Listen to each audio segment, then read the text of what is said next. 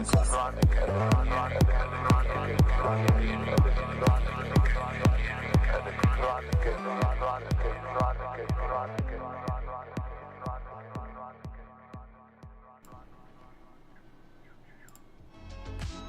we go. My nose starts itching. Welcome back to the stream. Oh Jesus. Oh Jesus. I didn't even turn down the music. I'm a monster. Get a bit back there, Dale. Oh, fuck it. Dick. I'm gonna blow my nose during this. Welcome. In 2070, oh. The criminal. Oh. Getting caught. In Night City, you can become. There we go.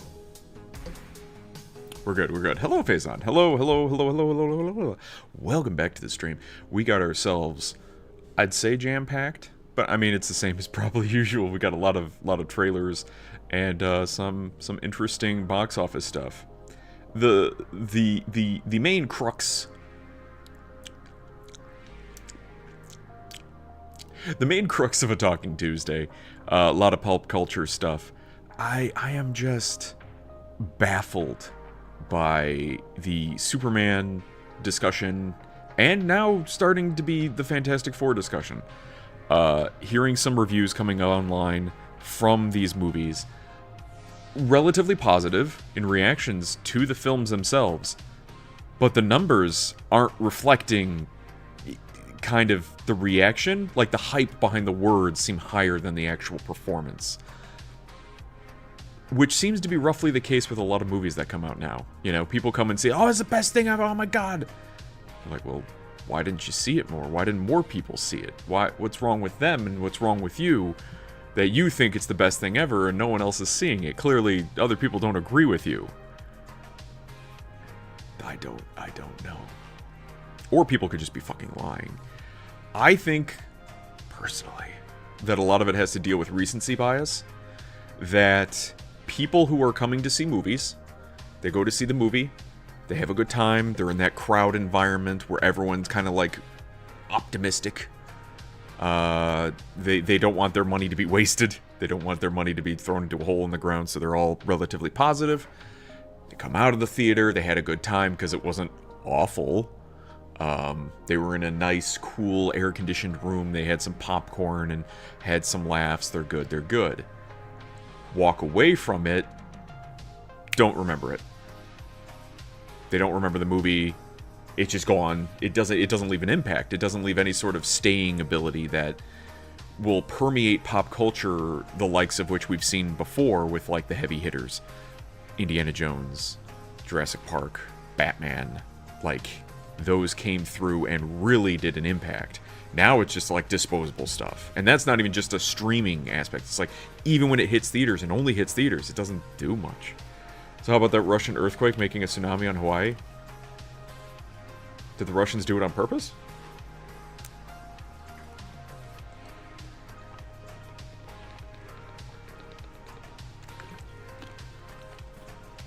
Was it like manufactured? Can we control the weather now? Are we cloud seeding? Apparently the new Fantastic Four movie is literally just Rise of the Silver Surfer with Franklin being in the movie too.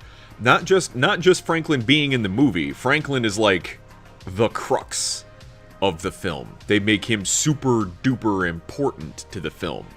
That Galactus basically says, hey, give me your baby, I'll blow up your planet. Or I'll destroy your planet. Natural, 8.7. Oh man, some big naturals. Got some big natural earthquakes here. Oh dear. That's not going to be good. Has the tsunami already... Has the tsunami already hit Hawaii? Or is it about to? Like, it's planned to. So Hawaii needs to get their shit together and, you know, get out of the way. Just under 3 hours from now. Oh, fuck. So it's going to hit in the middle of the night for us. Shit.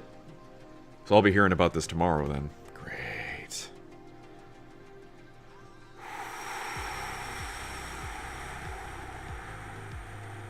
Well, hope everyone's okay. Wish them the very best. I hope everyone can evacuate and everyone stays safe. Jesus. Not good, Chief. Not good. Yeah, kicking back to my movie news. Superman here is sitting with 506 million. Doing a bit better domestically than international, despite what trash James Gunn will say. James Gunn saying that Superman doesn't do as good internationally because people don't know Superman. Which I think is total bullshit. Everyone knows Superman. Superman's up there with Batman and Spider-Man. Whether or not he's as popular as Batman and Spider-Man is a different argument. But to say that, no. So here's the kicker. So the thing that I find interesting, and I saw this from a post on discussing film, I think, on Twitter. And they're saying that, like, Superman 2025 is the highest earning Superman film of all time, and of course all the comments are like, this proves he's the best Superman, this is the best Superman movie, going on. And I stare at these numbers and I go, what? What, domestically? I guess it just crossed domestically. That wasn't the case before when I last looked at the numbers. Let me see if I still have the images for that. Gallery. Because I took a screenshot of it because I was like, I don't see what you're talking about.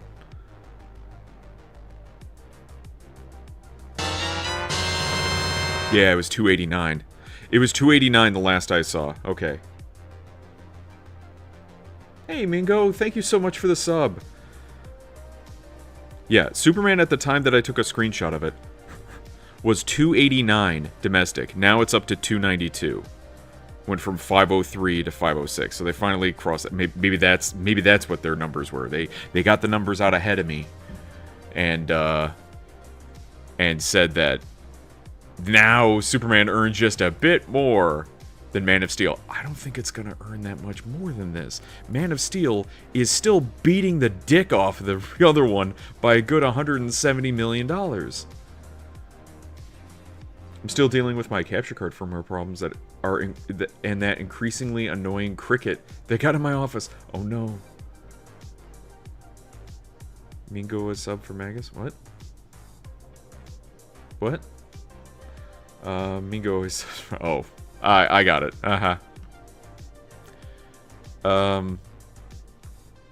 But yeah, I'm seeing a lot of disingenuous posts. I can't tell whether or not it's people that are genuinely like, I think, as much as people like to bash Snyder Bros, the Snyder shills and all of that, people who will blindly protect Man of Steel and all of Snyder's stuff, there are some anti-Snyder Bros, it feels like, to use their same vernacular, that there are people that are so against Snyder and his universe that they will cheer anything that is the opposite of it, anything that will tear it down, anything that will ruin it. And that's basically what I'm seeing with this Superman. They don't even care it's James Gunn. They just know it's not Snyder. I don't want Snyder bad, Snyder joke, Snyder stupid. And that's why they're, oh, this Superman's the best. Oh my god, I saw it. I felt so great. I felt so inspired. Yeah, okay, whatever. Fucking, it's not doing the numbers. It's been out since July 11th. We're almost out of July, and it still hasn't gotten to $600 million, which is what Man of Steel was. The other thing they don't like is any time that you put in any sort of actual statistics. So how many... We could settle this argument real quick and easy if you were to just say how many tickets sold.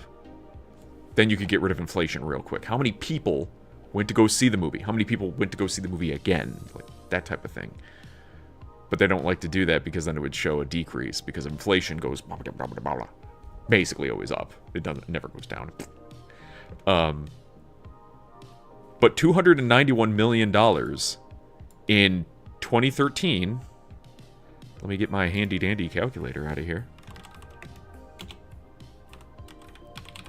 Oh, crap. No, that's not it. I should do this. 291.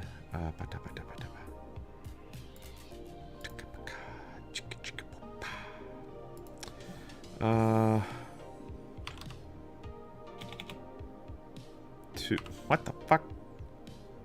How much? 291. 291 in 2013 money. I'm exhausted. Oh man. Was it? Yeah, today was another early day for you, wasn't it? It's self-wedged in tight enough spot where I can't swat him. Oh man.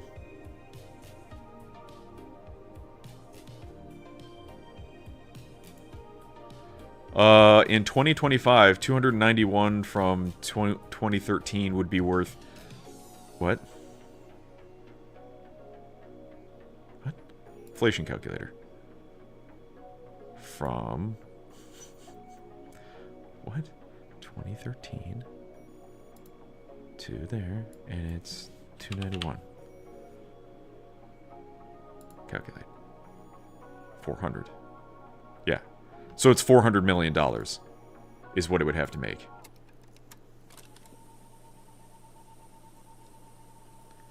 I'm going to try something unorthodox to get him. Are you going to spray him with poison? I like Henry S. Soups. That's about my only brand loyalty. Right. And I mean, the writing and all that, like, people just seem to think, oh, you did an awful job because Snyder... Like, they can't grasp the inner workings of what makes a movie. The director can influence the actor to do something you don't like, and it's not the actor's fault. Has soup gone cold? Super cold. Everything Cavill touches is gold. Not everything. What about that stupid Argyle movie? Not really early day. Stomach cramps from a stomach bug. Just got the general ick. The kids were throwing up last week. Luckily, I got over any symptoms. Isn't it still hot as balls down there in Florida? I'm going to take a page from South America's playbook and use a blowgun. Ooh. There's that salt gun, too. A budgeted blowgun. But you'll see in the comments for this movie, whenever they say that this Superman is doing really well, everyone's like, take into account inflation. And then you have the... They have to be trolls, because they're basically arguing, like, you Snyder bros, oh my god, the cope, oh my god. It's not cope. It's literal statistics. Like, the numbers are skewed. You can't take a number, a monetary number, from 2013, apply it to today, and not adjust for inflation. It's disingenuous. But that's what it feels like they're doing, because they're just saying, so they can say, it's the #1 grossing Superman movie of all time, and it's false. It's fucking false. Okay, I didn't care for this new Superman movie. I don't think it's as bad as I was expecting it to be, but it wasn't that good either. Man of Steel has its problems too, but numbers to numbers. Stop fucking lying. I feel ya. I got a noisy moth at 3 a.m. once when I got it out of the bed wedge. I dropped an 8-ton Linux manual on oh god and stomped repeatedly to vent my rage for sleep disturbed before finally got back to bed. Dude, you stomped him into another dimension. We're talking about Ryan Gosling doing the meme. Oh, I should also cover San Diego Comic-Con news, because there's some new stuff out of there a little bit. Not a lot. It seems like San Diego Comic-Con just gets diminished every year. 101 today. Heat advisory every day, but my boss's sister brought her sick kid, so everyone caught it. Gross. I'm just trying to sip ginger and mint tea and eat light, right? Basically, I'm going to mimic the archer fish and fill my mouth with water and then shoot it at the cricket with a straw so it's disoriented enough to be slowed down. Oh, man. Hello there. Hello there, Newt Dude. Alright. Number-wise, what did it do? Did we do this from last Friday? Last Friday. And it goes down, and then it's down. It's down into single millions, which it'll probably peter out by then. I don't see it getting above 550. And if it's not getting above 550, it's not getting above 670. Them's the numbers. And internationally, it did absolute thrash. It wouldn't... its budget was 200... Wait, for Man of Steel was 225,000. A million. Jesus. The budget for this one has to be around there. I said it was unorthodox, okay? You're true, right? Absolutely. Just put some WD-40 on the cricket. Right.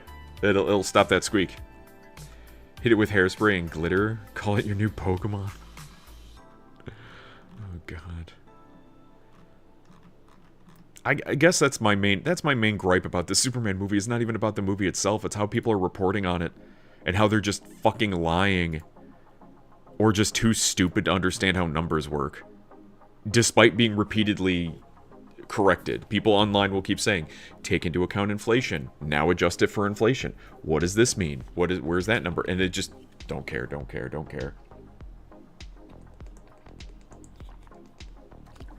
At the end of the day, though, it's not putting up the numbers. But we've seen other movies not put up the numbers, and they still make a bunch of movies on them. For instance, so Avatar. So the Avatar films. The first Avatar film did like $1 billion, right? Holy shit, $2.9 billion. I didn't know, I forgot it was that high, holy shit. And then Avatar 4 is already slated. Avatar The Way of Water, 2.3. Holy shit. Internationally, it kicked the pants off of domestic. What was the first one? 6.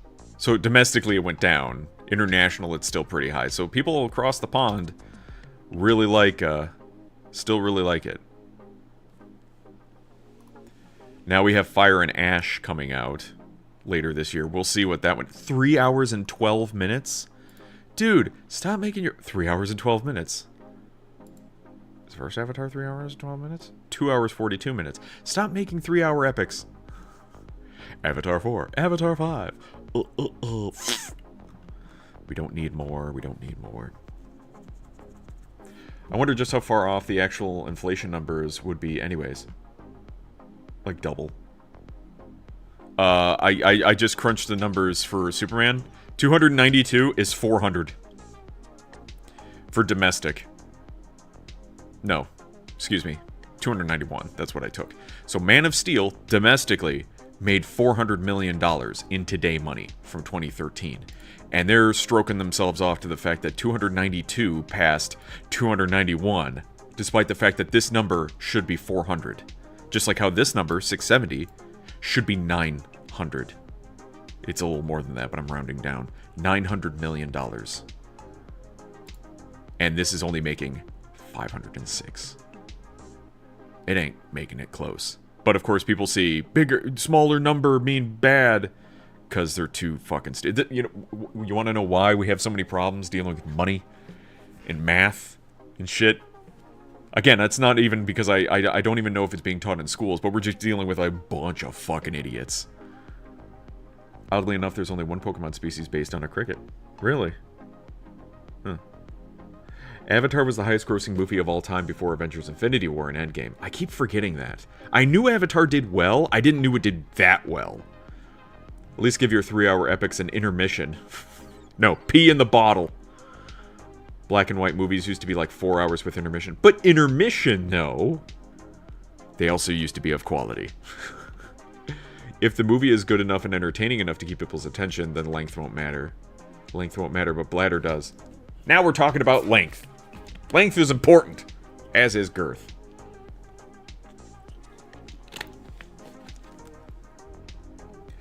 With a lot of these movies, though, their pacing is just absolute trash. That's the additional thing. It'll be 3 hours long, but it'll feel like a slog. Because they just didn't pace it enough where you felt like you were on a good ride. Like how each Stranger Things episode will be 2 hours. Here's the difference. Stranger Things I'll be watching at home.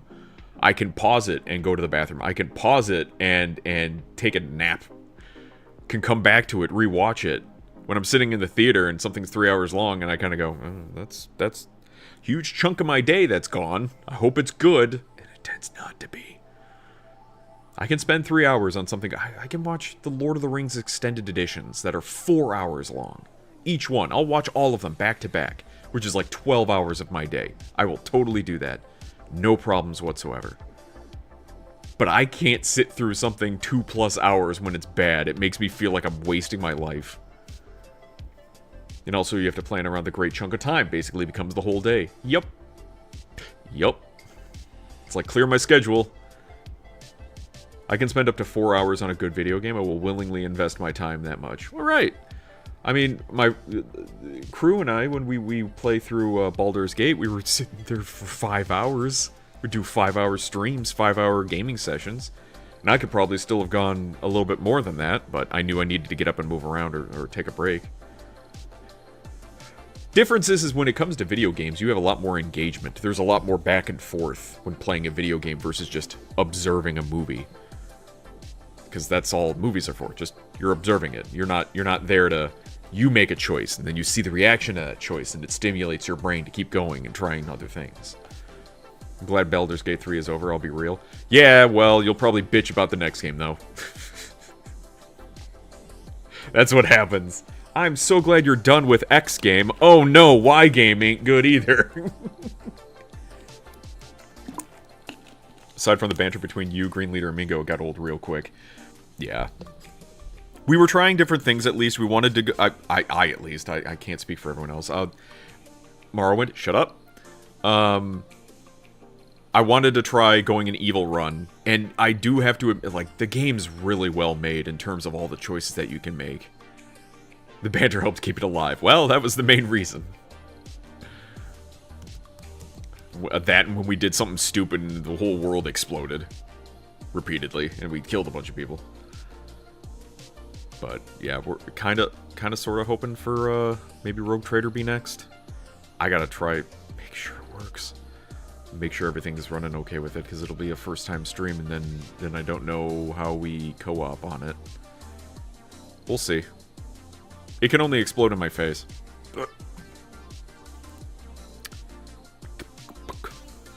Okay, so that's there you have your Superman news. There you have your Superman noose. Here's Fantastic Four. So here's the thing. So Fantastic Four doesn't... not good either. Domestic opening 117. It's not doing that as good internationally as domestic. That's fine. That seems... It's only off by a bit. 227. We'll see where the drop is. We'll see where the drop is next weekend. Because it was his opening weekend this last weekend. But then people are saying, despite what people say, it is the weirdest and most peculiar thing. I'm seeing it in movies, I'm seeing it in video games. When something new comes out, there's the hype behind it, all the positivity, and within like a week or two, then you start hearing more of the criticisms, either from the people who changed their mind and went, yeah, you know what, it wasn't that good, or people who finally were saying the negative finally be heard over the drivel of the shills. I felt it was the same thing with Tears of the Kingdom. Tears of the Kingdom came out, everyone's like, best of the best, 10 out of 10, Nintendo does it again. And I was like, wait a minute, this isn't that great. And then of course all the naysayers get attacked. Then a week goes by, people aren't talking about it positively as much because they've moved on to something else to suck its dick. And then suddenly the critiques come out of, oh yeah, it's not that good with this, it's not that good with that. Yeah, really thinking about it, it's not that great. I'm not saying it's bad, but people are saying it's 10 out of 10 when really the rating should be more towards 7. Sagat's gameplay breakdown was released earlier. Oh. Steve says, so Fantastic Four, so here's the thing. And then doesn't show the thing. Yeah. What do you think this was?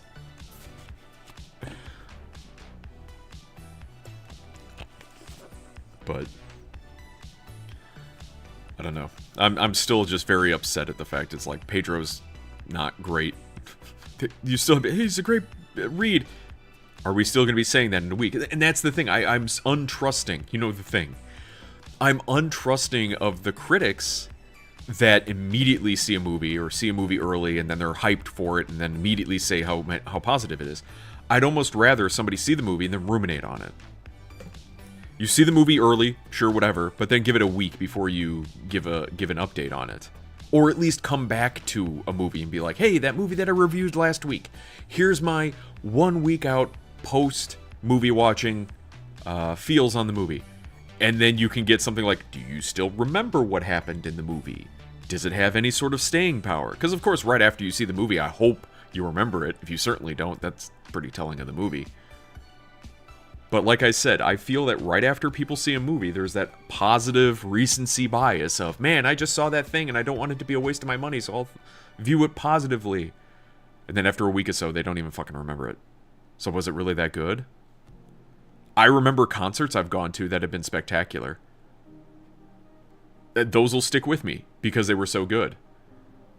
But then ones that are like a week out or so that weren't so good, I'm like, don't even remember it happened. Can we stop having him in half of every movie, please? Yeah. Yeah. Half of all movies. I think he's on the downturn of his popularity. People are kind of sick of him after this Fantastic Four outing, I feel. I usually go in with grounded expectations. I hear the positive and the negative, but I form my own opinions. And that's fine, but it just seems like after a movie happens, after you go to see a movie, I think on average people are a bit kinder to movies right after they see them versus after they've ruminated on them in a bit and really thought about them and thought, okay, does this plot point work? Did that character work? How was the pacing? How did I feel about this? Some people will stay steady and it won't dip at all, but I do feel like overall it usually dips. Rarely do I feel that people gain an appreciation over a movie over time. Where it's like, yeah, you know what? That actually did make a lot of sense, or that did really work, right? Some people, they do the whole thing of, I need to see it again. And I'm like, that's okay. Because some part of me is like, okay, maybe you missed something. You felt like you missed something, or things were going too fast. Because sometimes a second viewing can really make it, yes, that's what, I wasn't paying attention. Okay, now I got it now. That happens. But other times I feel it's almost like suckering them. It's like, no, I'm hoping for it to be better than it was, and I saw it a second time, and nope, it ain't good. Yeah. You're wasting your time. You're wasting your money. It's yours to waste. That's why I arrived at the conclusion that Pokemon Scarlet and Violet being better than Legend of Zelda Tears of the Kingdom. Which way? Just ruminating on it for a bit? Really thinking about it, giving it some time to kind of like fester. Because yeah, Tears of the Kingdom, while I was going through it, was a struggle bus, and then I'm like thinking on it, how it related to Breath of the Wild, and I'm like, I think Breath of the Wild is actually better.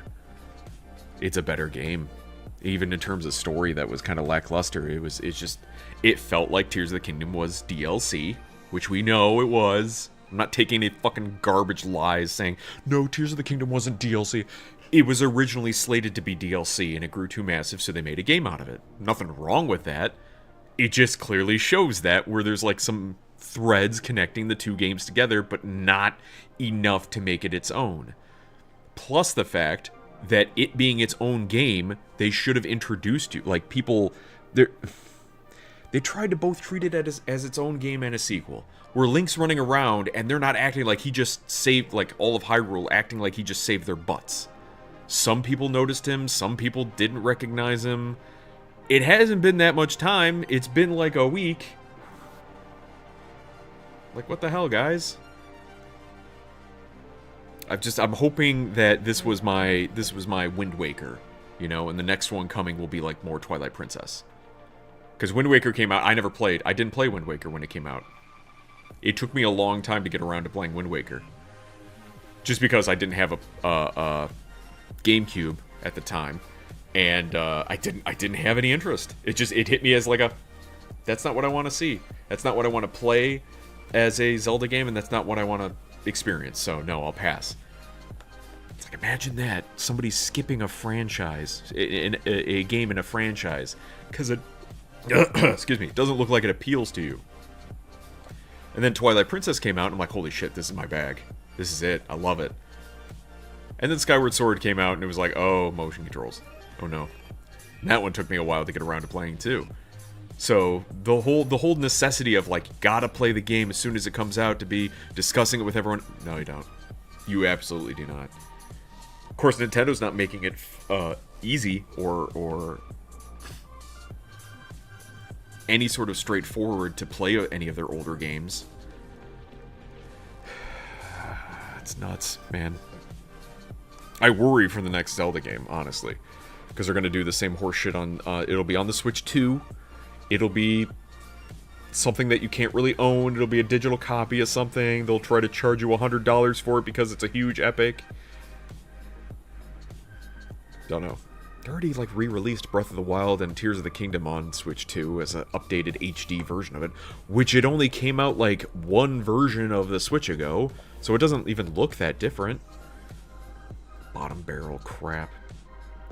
Then you get to deeper parts of the stories, Path of Legends, for example. In it, you help your rival friend, Arvin, to obtain legendary Herba Mystica for cooking. Then it's revealed you were helping him to heal his gravely injured dog. Well, that's nice. That's good stuff. Oh, let's see if they updated the ratings on this. Oh, fuck you. Yeah, and this is another one. Okay, so what were the Superman 8392? Like people, not 8391.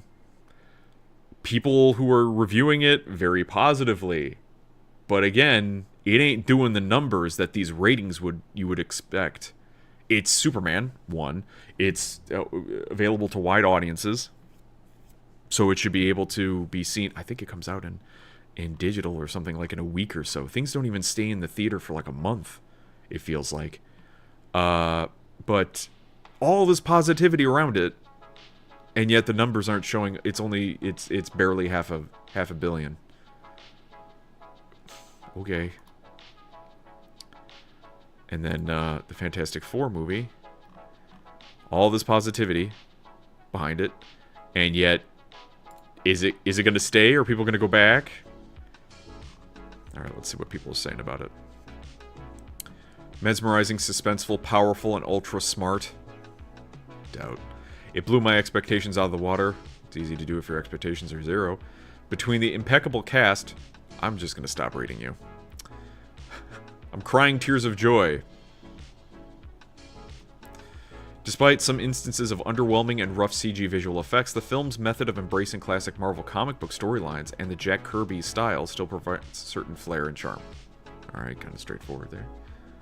I saw Rivals fan art depicting Reed being touchy-feely. What? Oh, Rivals fan art. Yeah, I think I saw that.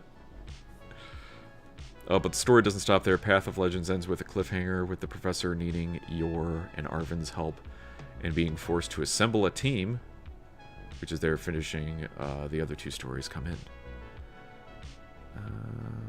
Looks great and fun while it lasts, but sort of evaporates from memory the second the credits roll. Fucking let's go. Sort of evaporates from memory the second the credits roll. Disposable content. Doesn't even remember it. But rates that as a B. Because I guess, yeah, that would be kind of like B level. The fifth live-action adaptation of Marvel's First Family still doesn't live up to its name. As nifty as the retro visuals are, the world they inhabit doesn't feel lived in, and the main characters appear one-dimensional. I liked the Fantastic Four First Steps, I think. Yeah, well, maybe. It's all rather hard to figure out when a movie manages to be made as inoffensively as possible as this one. How is that rated as fresh? It's just like, I kind of remember it. So when you actually dig into the critics or what they're saying about the movie, you're finding out there are a lot of mid reviews of this film.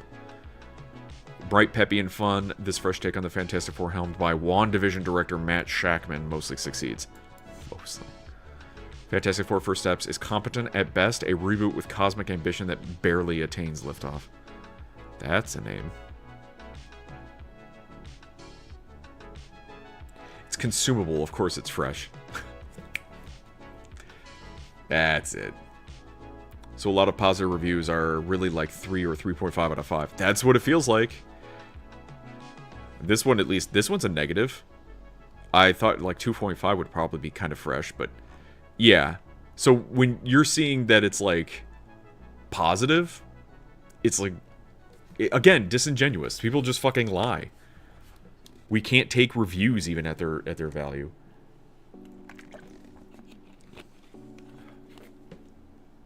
It's just a shame that the characters and their relationships feel underwritten and stiff, especially when the world building around them hints at something grander. You're basically forced to finish all 3 stories to reach the final story, something Tears of the Kingdom didn't do. And after all that is done, you delve into what might be the best part of the game, a thing I will dive into when I eventually do my review playthrough.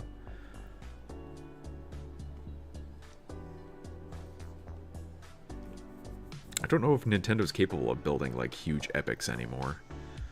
It's kind of funny because, like, Expedition 33 came in as an RPG and kind of blew the doors off the RPG experience of a long-form kind of story. We'll see if that has any effect, or we're going to have everyone bitching about it just like how they did with Baldur's Gate.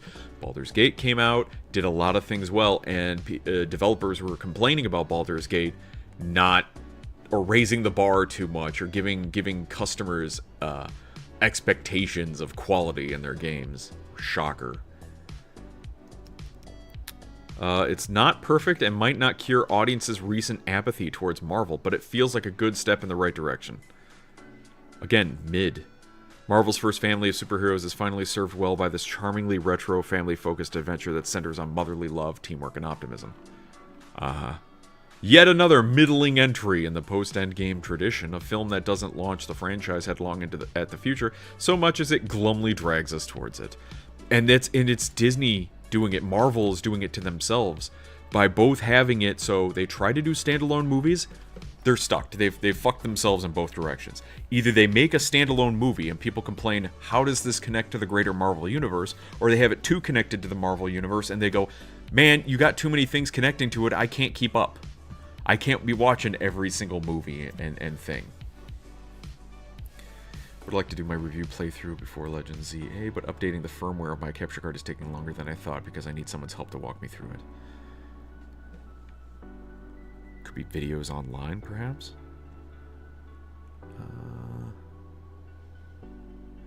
In short, this handsomely mounted but stiff superhero tale is boring, sedate to the point of being somnolence. Somnolence? First Steps isn't revolutionary, but it's a course correction. It chooses to focus on a single team with a single conflict in a single universe, and that makes it more accessible. I mean, that's what I heard. I heard it also dialed back a lot of the goofiness of the jokes, like crappy jokes of previous Marvel movies. Only problem is I don't feel like the Thing has any sort of personality that I care for. Like, the Thing was supposed to be kind of, he's the big guy. He's kind of boisterous, kind of loud, kind of, he's your buddy. This, he feels like dour the whole time. He feels like depression Thing all the time. As if he's always conscious of the fact that he's a big monster. And it's like, it's not always that. He comes to that every now and then, but overall, he still puts on a positive front. Even though inside he might be sad and upset. But being good by itself should come before connecting to MCU at large, right? Yeah, I would say so, yes. But that's the same argument with the Superman movie. The Superman movie is not really standing on its own as much as it has like a cavalcade of different characters entering the universe just so they can build a whole universe. It should be a Superman movie. If you went to the Fantastic Four movie and then they were showcasing some other supportive cast of characters instead of the Fantastic Four, you'd feel a bit off, a bit cheated. Like, it says Fantastic Four in the title, right? That's what I'm here to do. I'm not here to watch, you know, Avengers. If Tony, Iron Man made an appearance or something like that, he would steal the show. And that's what it felt like it was for Superman. Superman should be the lead in his own fucking film. And no one should be really talking about anyone else. We're waiting since middle of June for help on this, and if I knew it would be so much trouble, I would have just ordered a new Elgato card back then so I could do it day one. Towards the end, the film returns to its usual convulsive action scenes, trips to space, a CGI festival, and an ending that is not only predictable, but also refuses to break the house rules. I'm saying, again, a lot of mid reviews. The journey into mystery includes discovery. Hey, Rodog. Includes discovery, and Shackman's et al.'s film seemingly finds its footing with ease, blending tradition with reinvention. Yeah, sure, fine, whatever. The result is one of the MCU's leanest, most easily enjoyable movies in a while. And again, you'll get people still unironically say, it's the best movie since Endgame. I'm like, motherfucker, you said that about the Spider-Man film that happened. Like, I've heard you say it about every single fucking film that happens post-Endgame. Maybe not every single one. Maybe not the Marvels. But for, like, that Spider-Man film where we had Tobey Maguire and Andrew Garfield, that was one that we were like, holy shit, that's a good one. That's something that, like, raises the bar, or something that's still riding the high of Endgame. To say that fantastic, you're really going to tell me, you're going to look in my fucking face and tell me, I mean, granted, the Spider-Man one wasn't that great. Again, hindsight, thinking back on it, the plot that they had for it was absolute garbage. It was, again, something like, how do we get these Spider-Man in a movie? Who cares? Just do it, and we'll figure it out later. So then... What? Sorry to vent like this, I just have nothing to add, although I did find out apparently Dr. Doom was in the post-credits for the movie. Yeah. Yeah, him just, around Franklin. Like, again, too much overuse of Franklin. Why, and another point to the Fantastic Four movie, why put so much onto Franklin, other than the fact that they want to use him in the new Doom movie, or maybe he's the linchpin in the next Doomsday movie or something. You'd want to have the relationship between all four characters kind of be established before you add in Franklin, before you add in that extra, oh, they have a baby now, that's new, that would be the next one, that would be the very next movie. They should have, like, maybe ended this film with finding out that she was pregnant, that Sue was pregnant, and then you know, a time skip or something, and the next thing, she has the baby, and they just kind of be like, yeah, she was pregnant, she had the baby, da-da-da. No, in this film, they actually, I believe, spoilers for the film, they say that she actually gives birth in the film, and they kind of film it a bit more than you would think. Not visually, but they, like, hold on the birthing process a bit longer for the film than you would think they probably should. It's going pretty well, Raw Dog. How are you? Been kind of hot out there these past couple days. It was kind of obvious with this movie leading into Doomsday.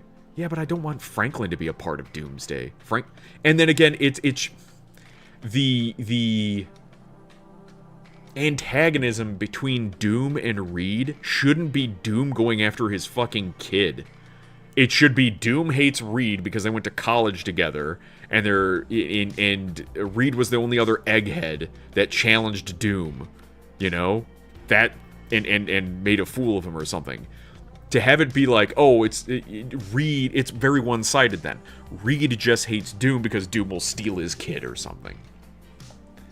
Which is like, that's too basic. That's too low level for Doom to do. One of the Doomsday theories I saw was that Doom was using Tony Stark as an avatar via dreamwalking. Holy shit, that's dumb. Or an advanced form of it. Holy shit, that's dumb. That's convoluted as fuck. That's basically just hand-waving away the Wisey Reed, or Wisey Tony, because we need Robert Downey Jr. in the movie because our numbers suck. Pretty good. Enjoying some air-fried taquitos. I haven't had a taquito in years. Skipped Fantastic Four today. What do you mean, skipped it? You were going to see it? Somebody was going to see it? I skip Fantastic Four every day.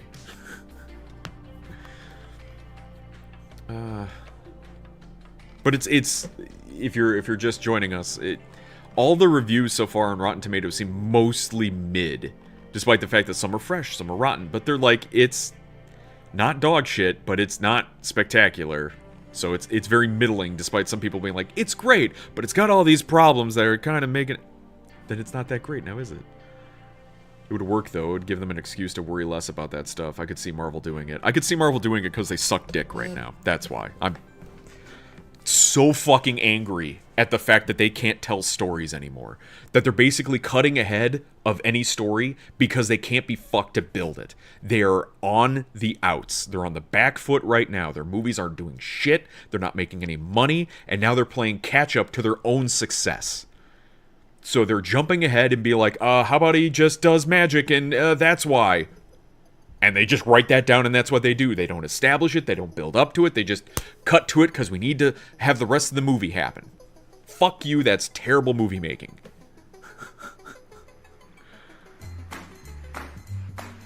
It gives me spurs. Jingle, jangle, jingle, jingle, jangle, as I go riding merrily along.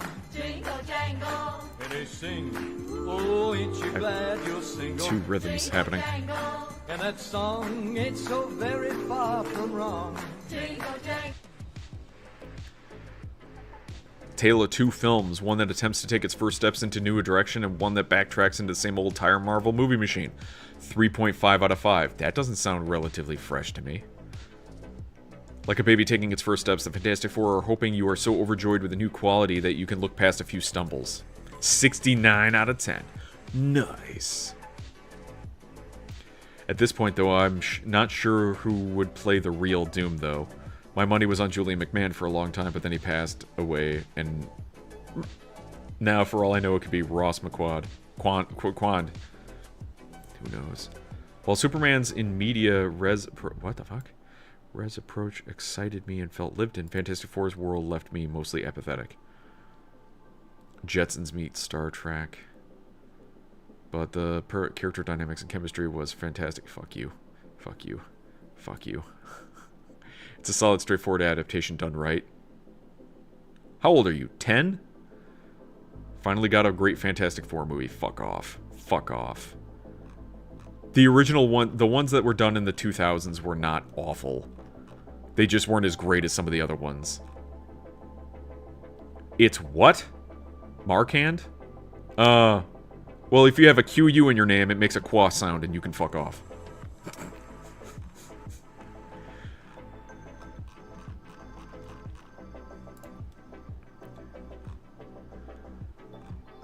That's not a review, dummy. Croissant. First Steps looks and feels different than any of the more recent MCU assembly line productions. It harkens back to the good old days when MCU films felt special and left you excited for more. I think that's irritating. Thunderbolts was the last film that came out, right? Thunderbolts... yeah. Thunderbolts didn't even crack 400 mil. Like, Thunderbolts did not crack 400 mil. And that actually had, like, Bucky in it, which is an established character. A lot of these ones are TV characters, but still.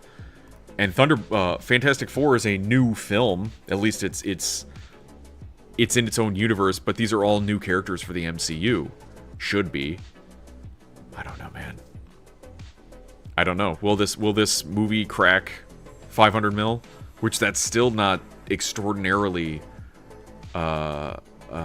successful, because I think for the amount of money that they're sinking into these Marvel movies, they're looking at 800 mil. Like, they want 800 mil to $1 billion is what they're looking for. Of course they would like more money. Of course they would want as much money as possible. But doing anything less than $800 million, I think, makes them feel like it's sunk. You're sinking in $200 million at least to a lot of these films. Doubling that for marketing and stuff, that's 400 mil. And then you want to just... That's covering your cost is 400 mil. So you want to kind of like double that in order to get like people paid off more and get it to be a true success. 800 mil. When's Thunderbolts coming to DVD? I want to see it.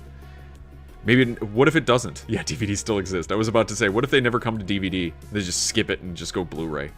No DVDs. You know, that's a good question, though. Why are they still making DVDs at this point in time? You'd think by now we'd kind of moved everything over to Blu-rays. Maybe because it's so cheap to do?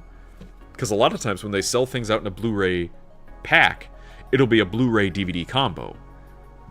But why? Don't you think they'd want to cut costs whenever possible? I mean, they've cut down on the plastics in the Blu-ray case. Credit where credit's due, they did at least get Sentry Void right. I heard nothing but positive things about the portrayal of Sentry. Really, yeah. Pullman, who portrayed him, did a good job. But yeah, everything else around that film was like, what the fuck are we doing? I'll buy it on Blu-ray. DVD is superior. You'll what? I'll buy it on Blu-ray. DVD is superior. Care to change that around? Because if DVD is superior, why don't you just buy it on DVD? They became commodity. Sell less for way more. Fun fact, Neo's passport in The Matrix shows an expiration date of 9/11/2001, despite the movie being released in 1999. I think... But I think the movie... I think your passport expires in 10 years. I think it takes 10 years to expire. If DVD isn't available. Oh, gotcha. Pretty sus. There's so much sus. Too much sus. Too much muss. How's Jurassic Park doing? Is that still being crap? Oh, it's Jurassic World, excuse me.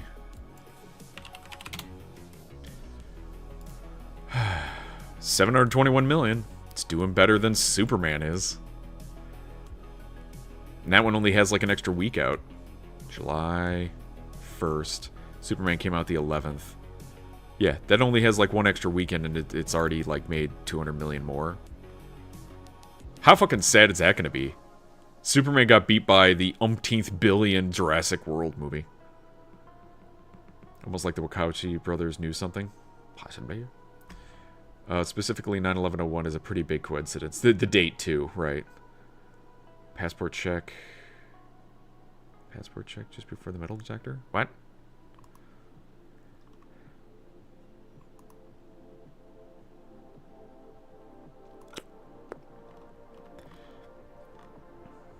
But I don't know. I think for a lot of people, they think that this showing of 200 million over a weekend means that this is going to maintain its positivity, its growth. That next weekend, it's going to be 400 million. You know, it's just going to keep doubling. No, that's not how this fucking works. Depending on how the movie is received, which it doesn't seem to be received overwhelmingly positive. Like I said, it's a lot of mid reviews. We just read some of them.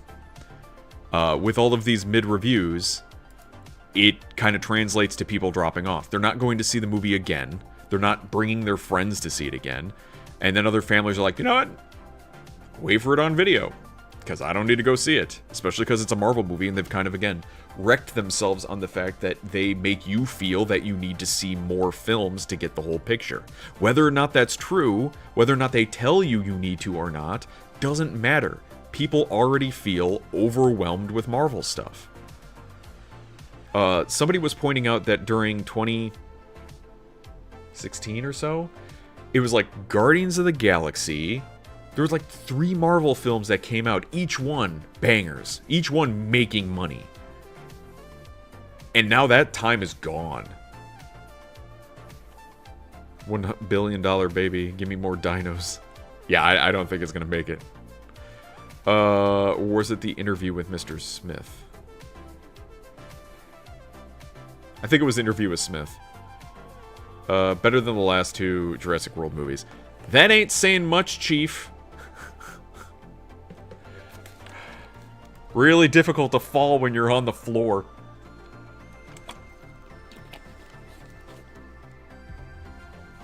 Still possible, though. But at this point, they're probably going to yank it from theaters before it makes more money, and then they're going to put it on streaming services or direct-to-video.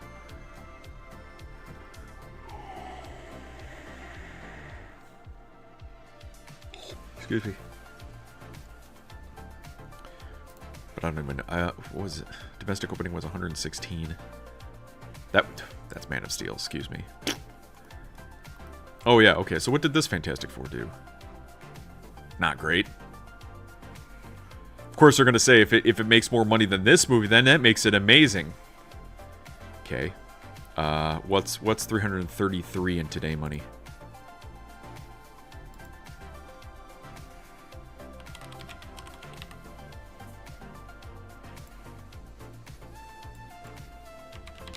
From 2003, was it?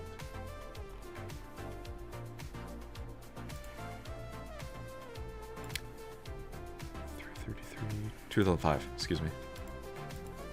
2005. 552. Inflation's a bitch, isn't it? $552 million. Honestly, the best thing I saw from Disney recently was Phineas and Ferb Season 5. I think the last Jurassic movie I saw was the 2015 one. Gotta also factor in inflation. Yep. It may shock you. I've only watched the first Jurassic World movie. Couldn't be bothered with the sequel. See, I'm not a complete shill for bad movies. I don't remember actual blockbusters ever have to factor inflation. Yeah, somebody said that the other day, too. Yeah. True blockbusters do not have to factor in inflation to show how great they are. They're just overwhelmingly good, and no one talks about, oh, it beat the other previous movie. No, it's just good. That's amazing. Yeah, that's absolutely correct. But yeah, I was, Raw Dog, before you got here, one of the first things I was talking about was the difference between the original, this new Superman 2025 and Man of Steel, which happened in 2013. And they're basically, people online are stroking themselves off to the fact that Superman crossed domestically over Man of Steel. Superman 2025 made $292 million domestically, while Man of Steel made $291. And they're like, oh, bigger number mean more better. But they're not taking into account inflation, which means that this number needs to be basically 400. That's $400 million that you would have to beat domestically, and this movie is not going to do that. It's already, like, petering off. And then Man of Steel would have to be 670 would equal $900 million. Bit over that. Again, I'm rounding down. But, again, either you're being stupid or disingenuous, but inflation is a thing, and that ain't right. So, but still, dummies will go out there, they'll hear the thing, this Superman did better than Man of Steel, and they'll just keep saying it over and over again, despite the fact that it's not true. Numerically, money-wise, it is not selling tickets. It's not making the money. I saw they're trying to bring back Malcolm in the Middle. Oh yeah, that's right. Going to ruin what was perfectly what was a perfect show, I bet. I mean, did you know they made a Turner and Hooch show on Disney Plus?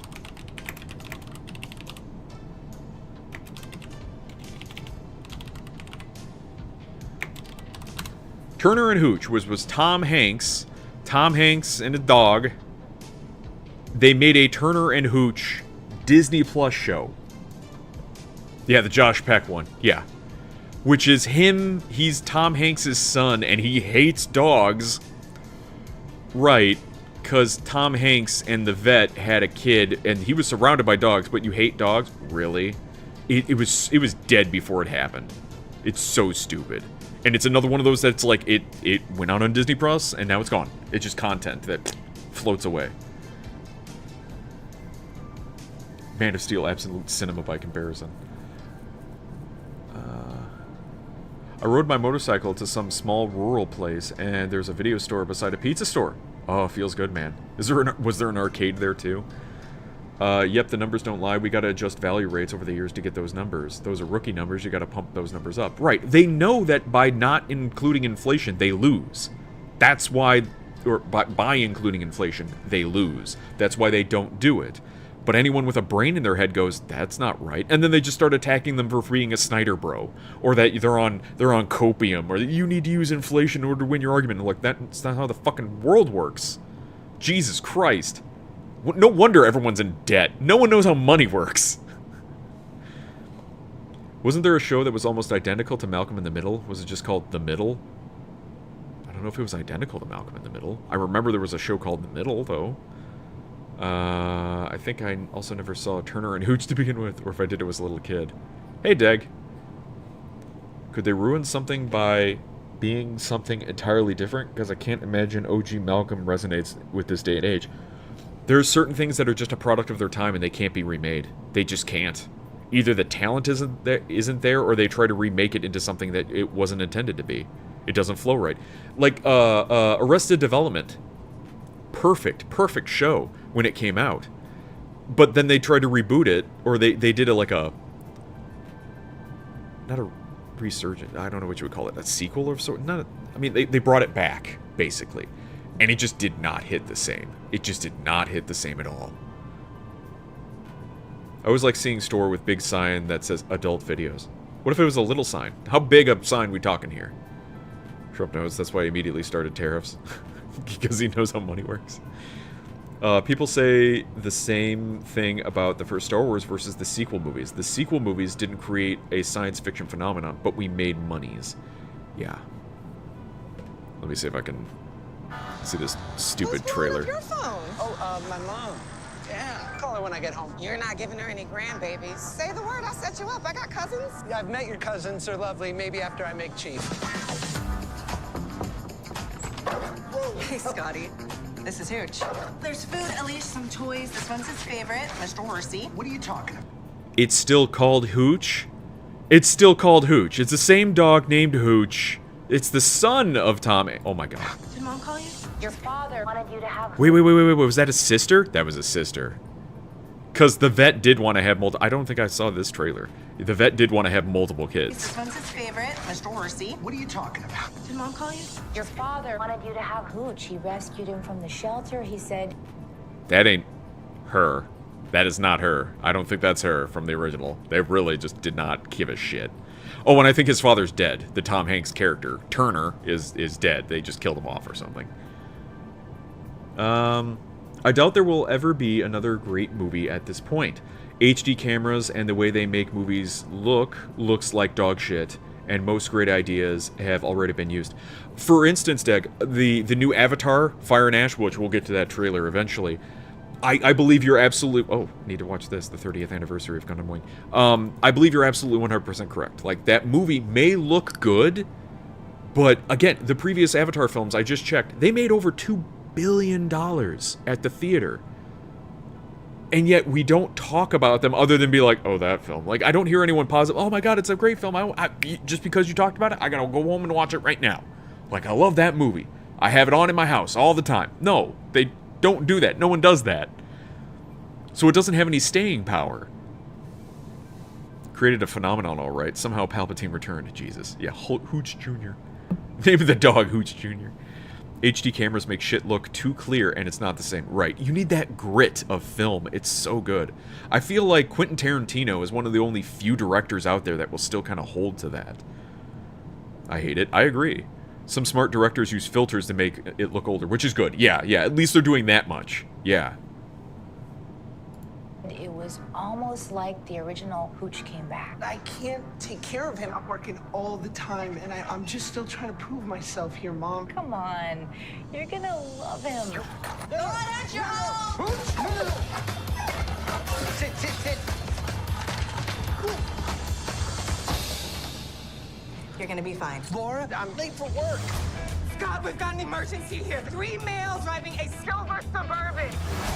See, this is already shittier than the movie and for a multitude of reasons, but the fact that... What the fuck is Hyde? What is that? That's a San Diego Comic-Con movie. Turner and Hooch worked because Hooch was a witness to a murder, and that's why Turner had to work with him. This is just they dumped the dog off on him, and ooh, hijinks. Protein shake time, the worst part of my day. What protein do you drink, sir? These remakes also kind of do damage to the originals. They do. Some are good enough to stand on their own that even with a shitty remake, you'll ignore that. For instance, Willow. You know, they did that stupid Willow show on Disney Plus, which they removed it because it was so fucking bad. Don't let anyone tell you different. Willow got removed from Disney. It was so awful. If anyone says that it was a good show or that it was doing, oh my god, no. They kept Acolyte. I think they still kept this piece of shit on there. They removed Willow. That's how much money it was losing them.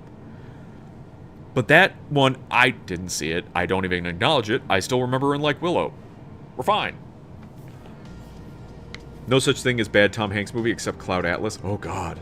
I vaguely remember that one. Pretty good, but not his political views. That's like most people in Hollywood. Raise his hand about Willow. Sit the fuck down. We need remakes, less reboots, less movie series, and more new shit. If they're gonna do a remake of something, I was watching a podcast earlier today where they talked about it doesn't seem to matter with franchises like Terminator, Indiana Jones, oh, what else? What else did they talk about? Terminator, Indiana Jones. Ghostbusters. There are these franchises that even if they release a kind of crappy version of the film, they'll be like, ah, crap, we're dead. They don't like it anymore. And then they'll just back off for like a couple of years, and they're like, hey, wait a minute. Maybe we try again. And then they still try it. So how many... We've gone through how many Spider-Mans? We've gone through how many Batmans? Not that Batman was doing poorly, but they just keep coming back to the same well. They keep milking that cow again and again. Whether or not it's good or not, they don't care. It's just something easy for them to grab onto. because they're like creatively bankrupt. They won't allow creatives to actually do anything new because they're too scared of new. I was overjoyed they pulled the Willow remake. What? My sister liked it. I wanted to like it at first. It was such shit that I was thrilled they dumped it. Oh, you were overjoyed they pulled it from Disney. Gotcha. It wasn't a remake, though. It was a sequel.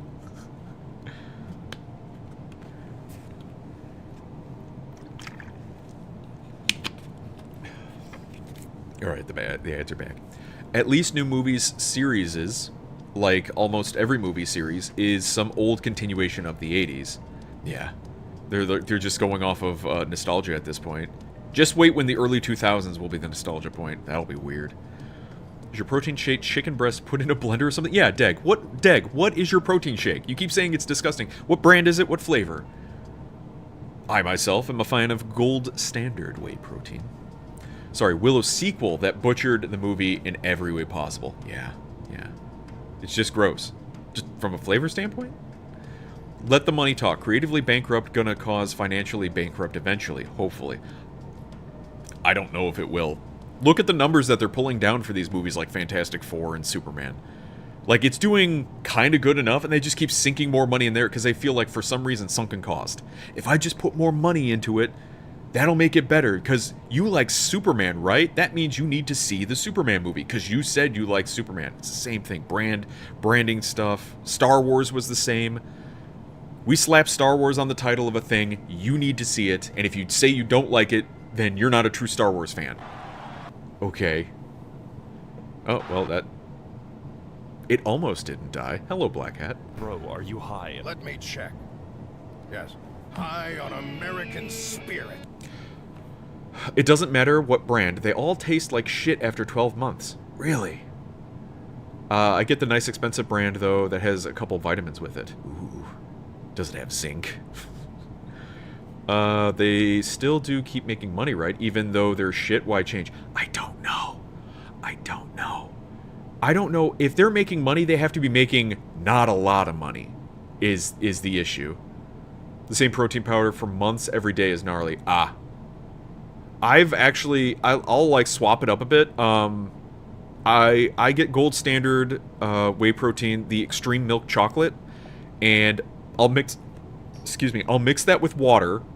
Yes, gross water, but you mix it with water, and then I take a tablespoon of PB Fit, which is a peanut butter powder, so it doesn't have a lot of the sugar in it, but it has the peanut butter flavor into it. You're supposed to mix that with water on its own, and like you eat it with bananas and stuff like that for less sugar. But I'll take a scoop of that, and then it tastes like peanut butter chocolate, and it's actually really good. Do not mix the PB Fit with milk, though. That doesn't end well. Anything tastes like shit if you have it too often. Gotta switch it up, buddy. Yeah, especially if you eat shit. Shit tastes like shit after too much. Yeah. I get a couple different flavors and choose which one I feel like. Yeah. Don't listen to him. He's drunk on cheese. Be like shopping at home. Be like, today I feel like strawberry. Tomorrow I feel like chocolate. There was a flavor that I wanted to try recently. I think strawberry banana. I think strawberry banana would be good. Hopefully. Maybe. Anyway. Back to the shit trailer. Excuse me. Pardon me. Wait, Silver Suburban? I see him. I'm in pursuit.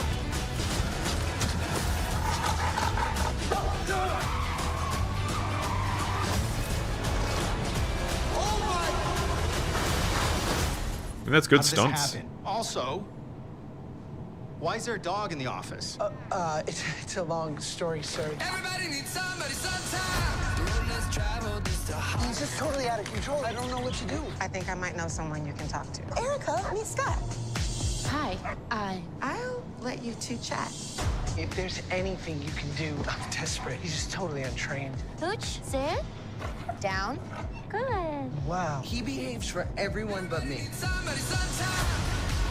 Dad wrote it before he Lord. passed. Dear Scotty, I know you Yeah, he passed. He's dead now. don't want a dog. But everything I care about in my life started with a dog. I think Hooch sees something that we don't. Didn't see that coming. Great job. Get the dog out of here. That dog remains a disaster waiting to happen. He's just drinking the water for contaminants. We are totally focused on Hooch's training. He's getting better every day. This is 4 years ago. Doesn't have nearly enough downvotes. Turn down. I'm so sorry. Is he yours? Yeah, unfortunately.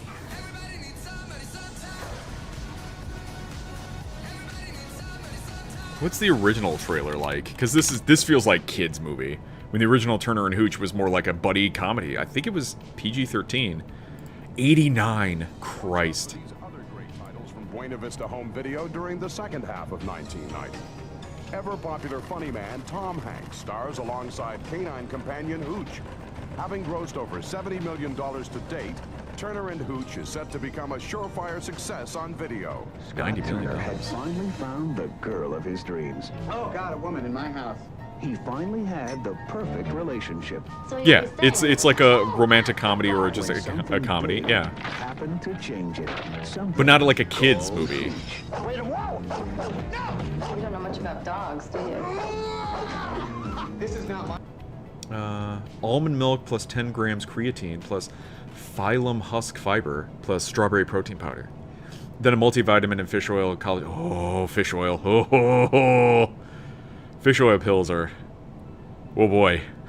Sometimes they're fine, other times... And collagen for joints. Something husk tastes nasty. What's this? Hudson and Rex? Turner and Hooch. What? Stop correcting my spelling. So another Hudson and Rex. No, that was an old one. It already happened. It already shit the bed. Don't worry. It's not new. I was one. Now get the burpless ones. They are fine. If the fish oil tastes bad, that means it's gone rancid and is bad for you. Well then fine, I've been doing something wrong. Burpless and purified. No aftertaste ever. I've been purified. Now he's being swept off his feet and dragged all over town. As I go riding merrily along. All in the name of love. Oh, ain't you glad you'll sing? Touchstone Pictures presents Tom And that song ain't so very far from wrong. Cool bargain. You got touching the water, the orange juice, crab-apple. What am I supposed to do? Make you a margarita? Who'll pay any price. 97.51. What? Is that pesos? This is for a dog. He'll take care of your house. You're lucky to have him.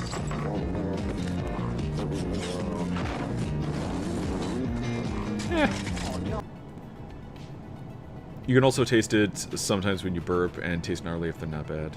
As you probably know. Oh, no!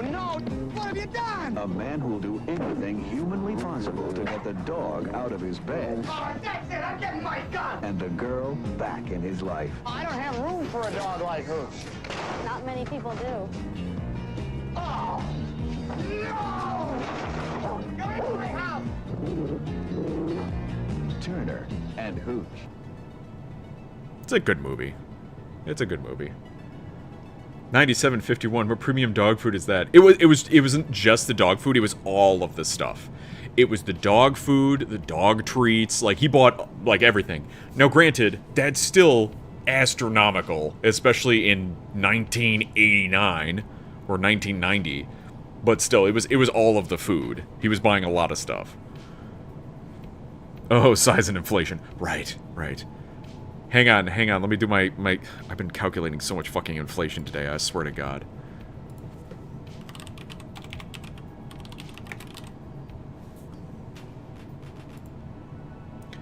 Uh, 97.51 from 19...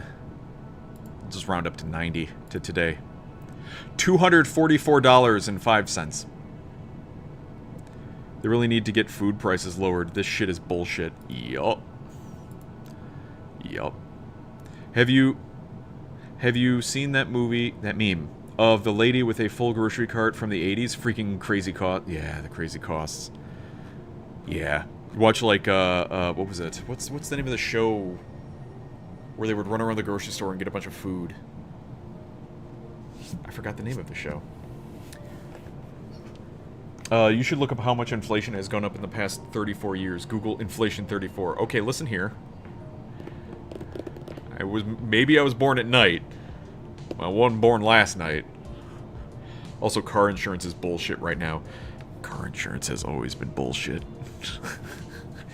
Paying out the ass for something that you may never use. It's the same thing, like, I get so fucking jaded when it comes to insurance entirely. You sink a bunch of money into something that you may never use. I could get hit by a truck tomorrow, and all of that money just disappears. It means nothing. Well, it's in case something happens. It's like, it may not. That, like, there's just as good a chance it's not happening. I think someone yearly tracks how much the shopping trip in Home Alone is every year. Yeah, I remember that, yeah. All the companies raised their rates, though, for no fucking reason. Well, I'm sure there was a reason. Gotta keep us in the black. The blackety black. Snap that fire's back. The mighty what? The what? What is this? 5 days ago. Holy shit. This guy looks like Sagat. Huh. Let me check San Diego Comic-Con. San Diego Comic-Con. Oh, that's right. There was a... Okay. Best Comic-Con movie trailers for 2025? 2 days ago. Keynote check. Spinal Tap 2. Yeah, and there was things like new Star Trek. They're Muppets now! Star Trek is so fucking dead. The Starfleet Academy. It. Primitive War. Percy Jackson. Apparently they're still trying to release that Coyote versus Acme. I hope they do. I think it's got a release date. I hope they release it, because it looks pretty good. Rogue Incursion Part 1 Evolved Edition official. Oh, that's the... I think that's a VR thing. Seems like they raised the prices just because everything else was going up. Yeah. I think you're right. You know what's not inflated after 30 years? This dick! No, sorry. Go ahead, Paul. But it's probably Obama's Biden's inflation. My mom used to get a full shopping cart full of groceries for $20 when I was a little kid, but she would have to use coupons, but still, at Alpha Beta grocery store. I remember filling up my tank of gas for like 20 bucks. That was a fill up. That was like, it was at a quarter of a tank I would fill up for 20 bucks. Here in LA, they were trying to raise the fire insurance rates, but California wrote a law to say they couldn't, so they stopped renewing contracts, and a lot of people had no fire insurance before the recent big LA fires. Oh god, what was the name of the company that... State Farm, maybe? It was like, I think it was State Farm that was the big one that stopped. I was gonna say Gundam Wing. Gundam Wing's not inflated? When gas is less than $3, you can fill car tanks for $20. State Farm was one of the big ones.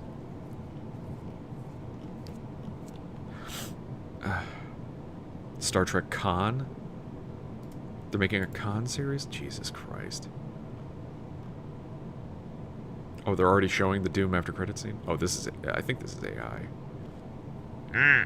Fuck.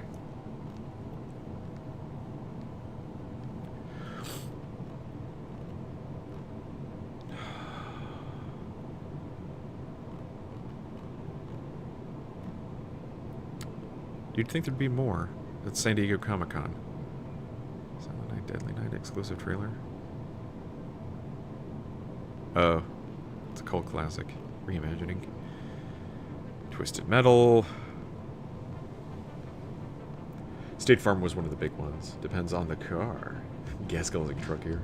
Until I move, I will never see gas under $3. Too much taxes for that to be possible. Right. Meant compact car. My Kia Rio could do it.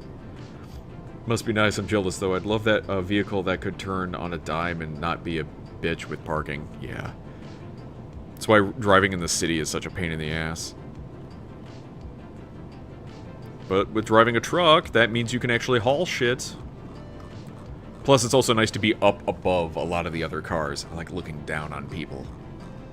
The trash.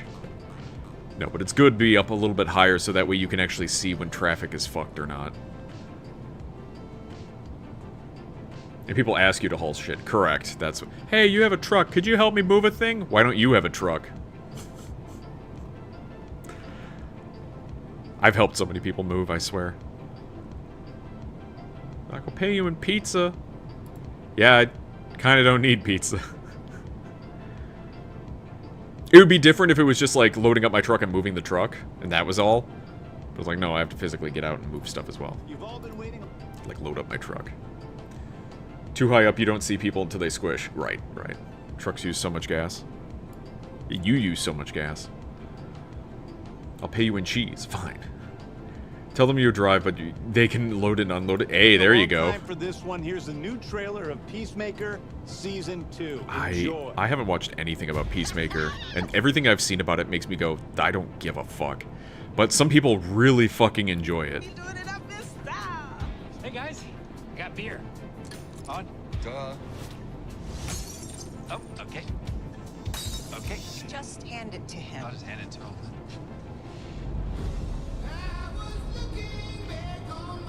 I've changed a lot. Sure, yeah, put Ozzy in here after he's recently passed away.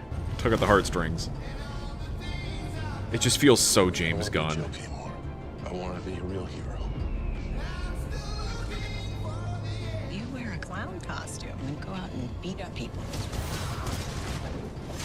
Chris, take something bad and make something good out of it. From the director of Superman. Did you know that James Gunn directed Superman? Did you know? Did you know? The Peacemaker. He killed my son. You're being monitored right now. By who? Rick Flag, Sr. Whoa. What is it? I have a dimensional portal. And it leads to a parallel world. What? It's not that big a deal. Get the f out, it's not. It just feels so tired. My son's a better man you could ever dream of being. I've tried to make up for my mistakes, but I'm not sure redemption is possible. He's in love with you. Me and Chris, it's never gonna be a thing. I'm going to make a life in the other world. Multiverse. There's another dimension. It's exactly the same as ours. But better. Best dimension ever. Dude, that's sick. We need to close that dimensional rift. The condoms are partnering you up with our new agent, Rip Jagger. Who's Rip Jagger? Hey, fatty. I'm assuming he was from the previous season. Grass is over there. You belong here with us.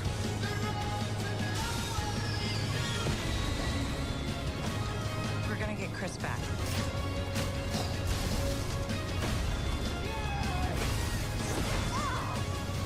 You met your own self from a parallel dimension? You're wearing his clothes? You think I bought this? That's painful. Again, what are the ratings? We're going to my secret room. You're not allowed to follow. You must be John. Uh-huh. Jesus. You're not that dorky. Shut up, Mom. What are the ratings for the first Peacemaker season? Did it even warrant a sequel?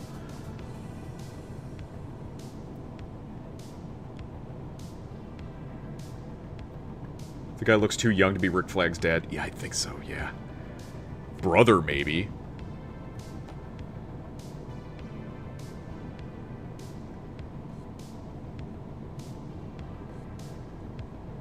I forgot basically all of the first season of Peacemaker already. Disposable content!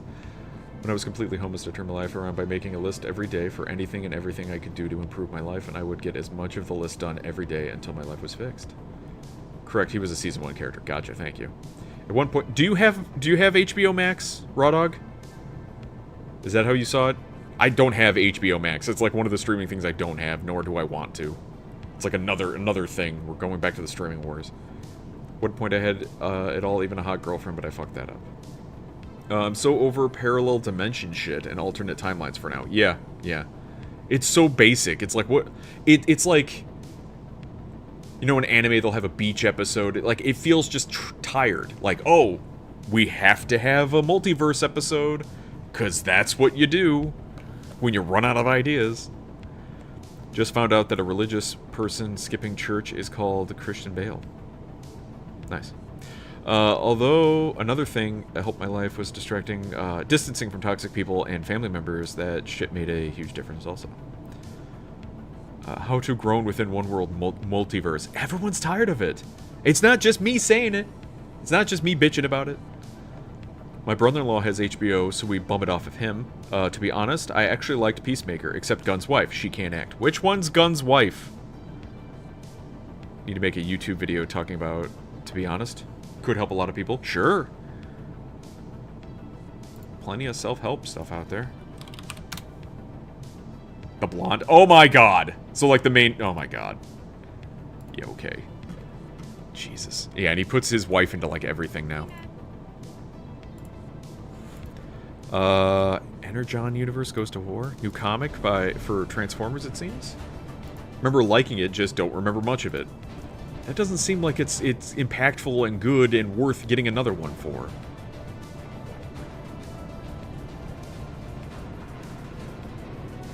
Do you feel like it's worth a rewatch?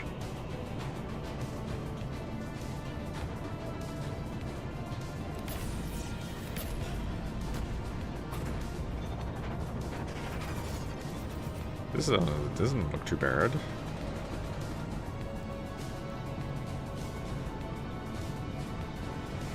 Cobra Commander. Duke.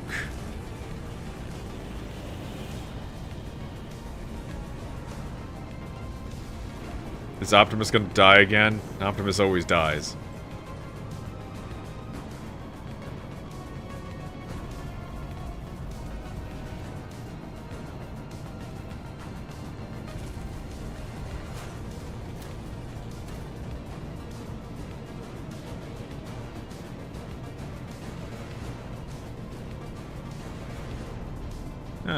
That didn't look too bad. It's a take your brain out kind of show. Oh, then I wouldn't like it. I'd rewatch Peacemaker to get ready for season 2. It was raunchy and fun. So you're surprised how my life improved by getting away from shitbag family and friends. But what do you do when you are the toxic people? Get away from yourself! Rick Flag Jr. actor is 45. Senior actor is 60. Dang, the guy's fit as a fiddle. Be super toxic because of them being toxic. They deserve it. Toxic for toxic. Oh, right, okay. For those interested in Marvel Rivals, here's the new Blade highlight. Here's what we got for the Blade. Here's his intro and gameplay and abilities. He's another DPS, which is fucking stupid. I mean, it works for the character, but we don't need more DPS. He's only a 2-star.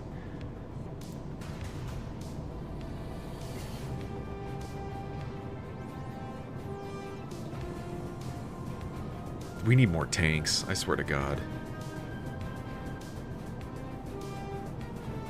There's a video I was watching the other day that was saying that a lot of people don't want to play tanks in Marvel Rivals anymore, or at least at all, because it's not fun to play tanks. Tanks require too much. I mean, every single person who's a fan of whatever they play, they think theirs is the most complicated role. But for tanks, it's not as rewarding as DPS. You're not dealing out the damage of a DPS, but you're not dealing out the healing and survivability that a strategist is. You just kind of have to be in the middle of deal damage and push and protect people and all of that. You're kind of required to know where you need to be. Placement and pushing and taking up space and all that stuff. And it's not fun for people, especially when if you try to solo tank, you are then required to use certain tanks more than others. Not all tanks are good at solo tanking. Magneto is great as a solo tank. Doctor Strange is great as a solo tank. But they consider Thor to be an off-tank and thing because they do a lot of DPS. They do a lot of kind of moving around type stuff instead of protecting their team. It's weird. Who would be a good tank to add? Oh, I mean, you got plenty. Colossus, Juggernaut. I think War Machine would be a good and interesting flying tank that they could add. Of course, they could just make him not fly, like they do Magneto, and have him float around, but that would be stupid. People in the forums were bitching at the idea of him being a Vanguard. Maybe a tanky DPS like Reed. Something hodgepodge in the middle. We'll see if there's any any more abilities here. Thanos would be a good tank. Or is there Thanos already? No Thanos yet. Yeah. He looked familiar. Rick Flag actor as Crossbones in MCU. Was Crossbones. He was fucking wasted. He could have been Crossbones for so long. First thing they did is they hid him under some, like, mech suit thing. Instead of just him being... Okay. Gonna fucking crash out again. Crossbones is a big mother. He's a huge guy. With huge arms. So the guy that got to play him, not that big. When they finally turned him into Crossbones, then they killed him off. Yeah, Frank Grillo. They just wasted the character.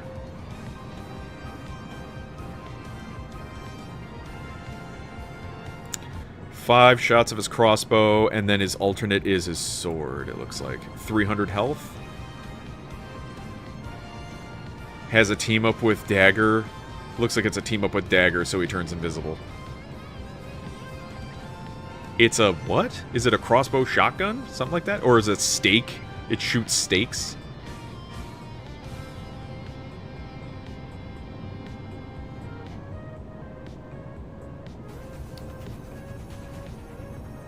His blade might be a counter.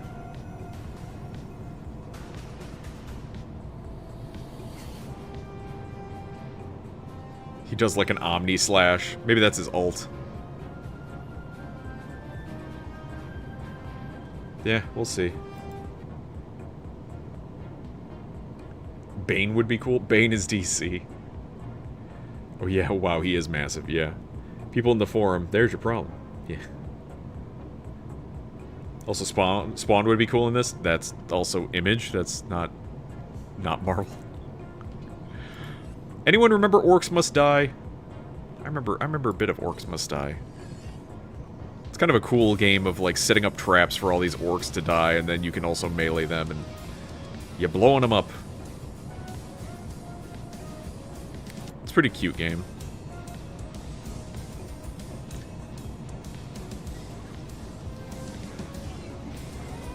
It's like a tower defense type game. You set up all the new traps.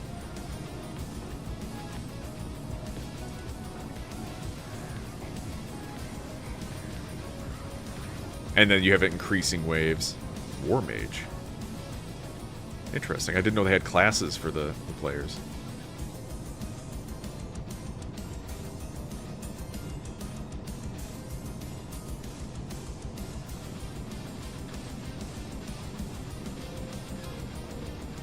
I don't think we need another Orcs Must Die, to be honest. I think this is just an update.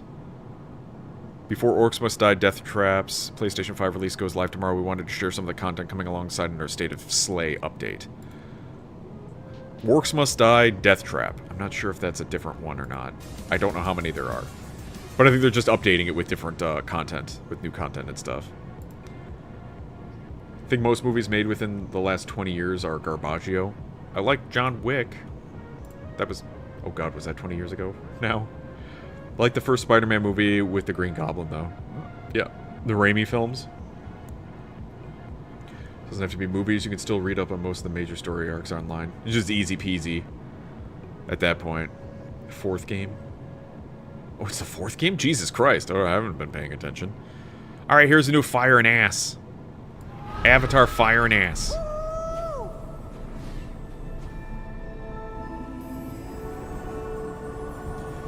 It's so dumb. I don't even know what the story is anymore. The strength of the ancestors is here. Family. Blue cat people. So now they're going with the sky people, I think. I don't know.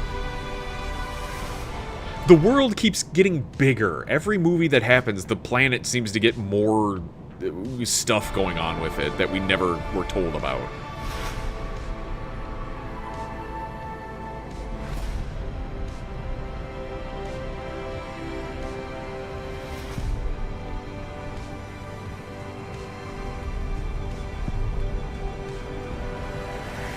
You cannot live like this, baby. In hate.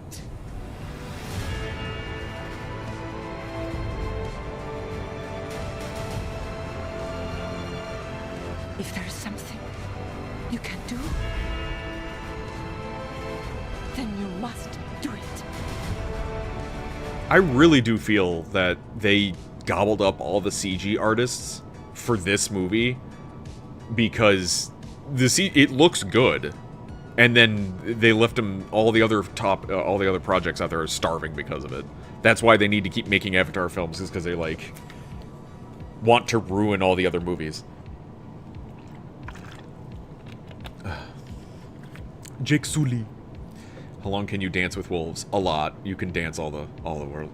Is that an actual strategy? I don't know. I'm just theorizing. I feel like that's what happened, because the CG in these things are amazing in comparison to the slop that we've gotten in other films.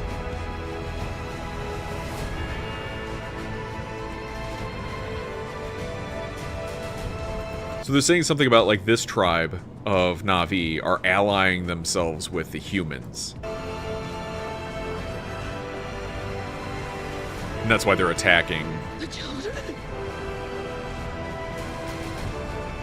No, Spider. And we will find another way.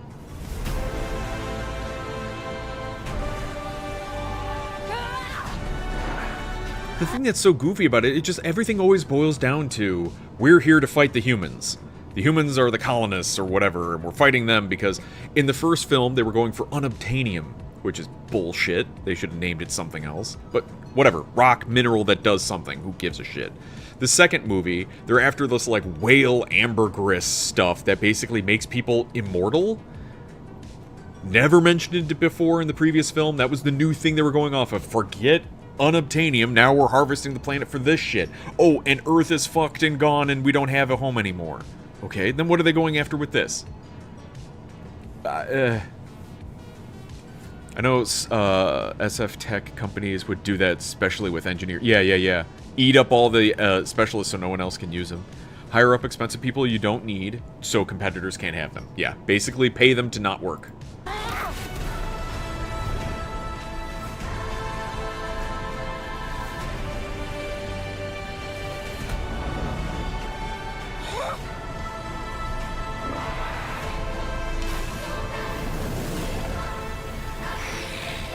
Your goddess has no dominion here.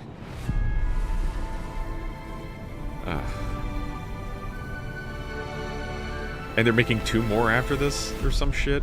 Wait, what was that?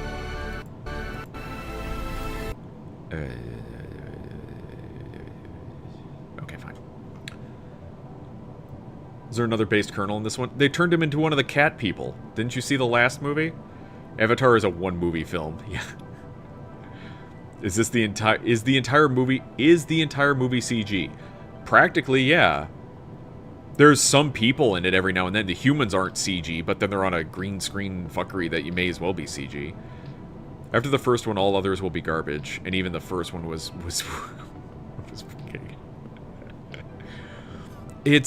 yeah. Like, it's visually impressive. You go to see it in the theater, and maybe that's the whole draw, right? Like, cheese. Maybe that's the whole draw. The draw is to get people into theaters where they'll make money. After that, they kind of don't give a shit. So if you're thinking, alright, I need to see this on a big screen with a good sound system so I can see all the special effects and the visual splendor, that makes sense. It doesn't make sense for them to demand people to go to the theater for a comedy, you know? A buddy comedy or something like that they could watch on their TV at home and be perfectly fine and happy. So they're probably doing that. They're just basically pushing for it. Just make it as visually impressive as possible. Eternity. Oh, another A24 film. Guess you weren't expecting it. What the hell is going on? We have now reached the junction. Well, I guess the surgery didn't go so well. What the fuck? You've passed away, Larry. Who are you? I'm Anna. I'm your afterlife coordinator.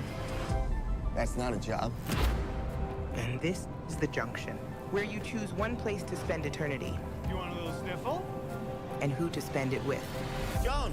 I was in bed and then You look amazing. I have shocking news. You're dead. Yeah, how'd you know? It took him forever to figure that out. Excuse me.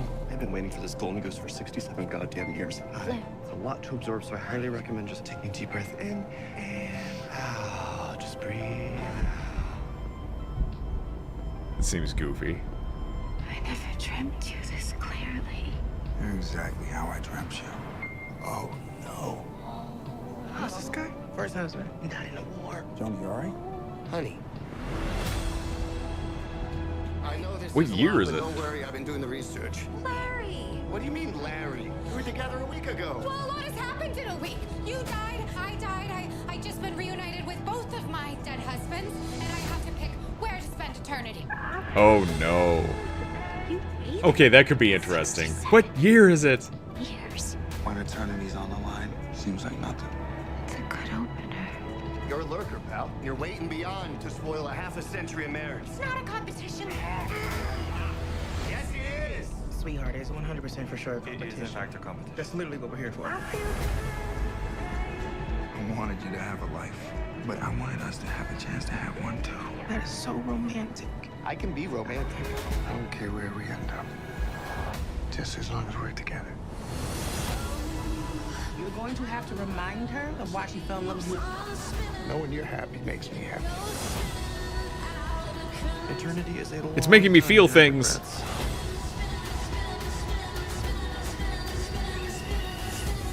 So, have you chosen your eternity? This looks interesting. They planned out a 5-movie plan. When the first movie was announced, I shortened it for you. Yes, movies. A24 is pretty good with their movies from what I've seen. Yeah, overall. They do some really weird stuff too, yeah. The premise is interesting and rather relevant to modern society. Right. Like, are you going to show up in the afterlife and have all of your exes there? This one makes me think of the end of the Left Behind books, where the main character remarries, meets his first wife in heaven, and then she was cool with the second wife. Oh, sweet! Threesome! No! No! November. Yeah, okay. That's an interesting premise. That makes me feel things, because it wasn't over-the-top goofy. It was a good, decent premise starting forward of... not that either of them have a right to her, but they both have a valid reason for why he died early, so he didn't get to have a relationship with her, was her first love, and then the other one has in the investment and won her over there, and they're both... Who do you go with? That's a good question. She was cool with him finding happiness again. Yeah, but now she can have happiness with another woman, too. Ha! No. Oh, sorry. I suspect that in the end, I'll either not like the execution or the moral they end up choosing. Yeah, I'm interested to find out. Again, it's another one of those, like, do I want to go to the theater and pay money for it, or is this one of the things that's like, if I run across it on a streaming platform, if I can rent it or something, I'll pick it up then and check it out, or I don't have as much of an investment, and then I go, well, thank goodness I didn't pay money for it, or not full price.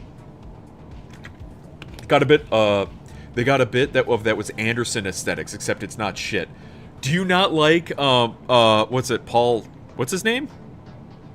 Not Paul W.S. Anderson, that's the guy who did Wes Anderson. Wes Anderson. Paul W.S. Anderson did the Resident Evil films. Sorry. Do you not like Wes Anderson films? You did write Wes Anderson. Was Anderson aesthetics is what I read it as. Wes Anderson. I liked... I think Royal Tannenbaums, maybe? Like, his movies are okay. But yeah, they do have a certain aesthetic to them. Why not both, GIF? Cue Challenger's music. No! No Challengers. Get Zendaya out of here. No Zendaya. Second strongest earthquake on Earth in recorded history just happened. Jaeger was telling me about that earlier during Deg. In the next 3 hours, that'll hit, or that was about an hour ago. It'll hit Hawaii. Yeah. Wes Anderson got way too pretentious as of late. Really? So his earlier films are better. Major tsunamis, warnings right now. Yeah, aesthetics over substance. Sure. Hope it takes out my dirtbag stepdad's house. Okay, here's the thing. I don't think a tsunami can be that targeted. So if it's taking out your stepdad's house, it's taking out other things too. It was that strong. 8.7, I think, is what they said. Like how Ridley Scott got way over his head. Yeah. Grandma's in Hawaii right now. Tell her to leave. Tell her to leave now. So Russia had some tsunamis from it. I guess it came from Russia? Powerful earthquake. Let's pop this over here.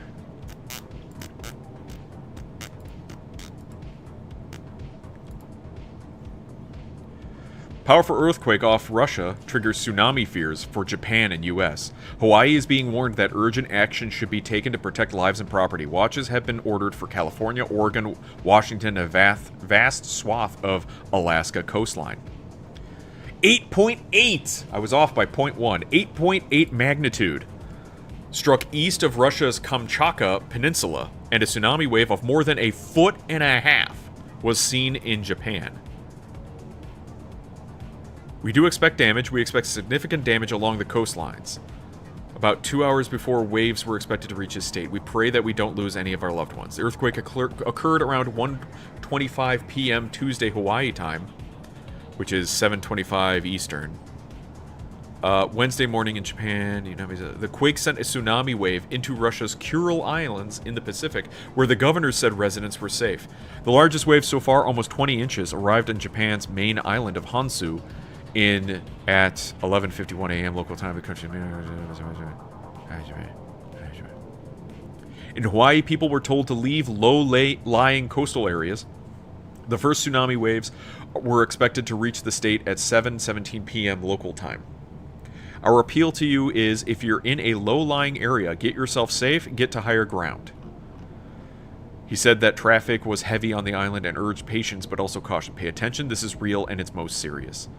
The Hawaii State Department of Transportation warned to avoid the town of Hanalei on the island of Kauai to allow people to evacuate. On the Big Island, Hilo Airport ceased commercial operations to facilitate evacuations from... God, these names. The department said the Coast Guard ordered all commercial vessels to leave harbors. The Tsunami Warning Center said waves of 1 to 3 yards above tide level were possible along some coastal areas of Hawaii, Chile, Japan, and Solomon Islands. Waves of more than 3 yards were possible along some coastal areas of Russia and Ecuador.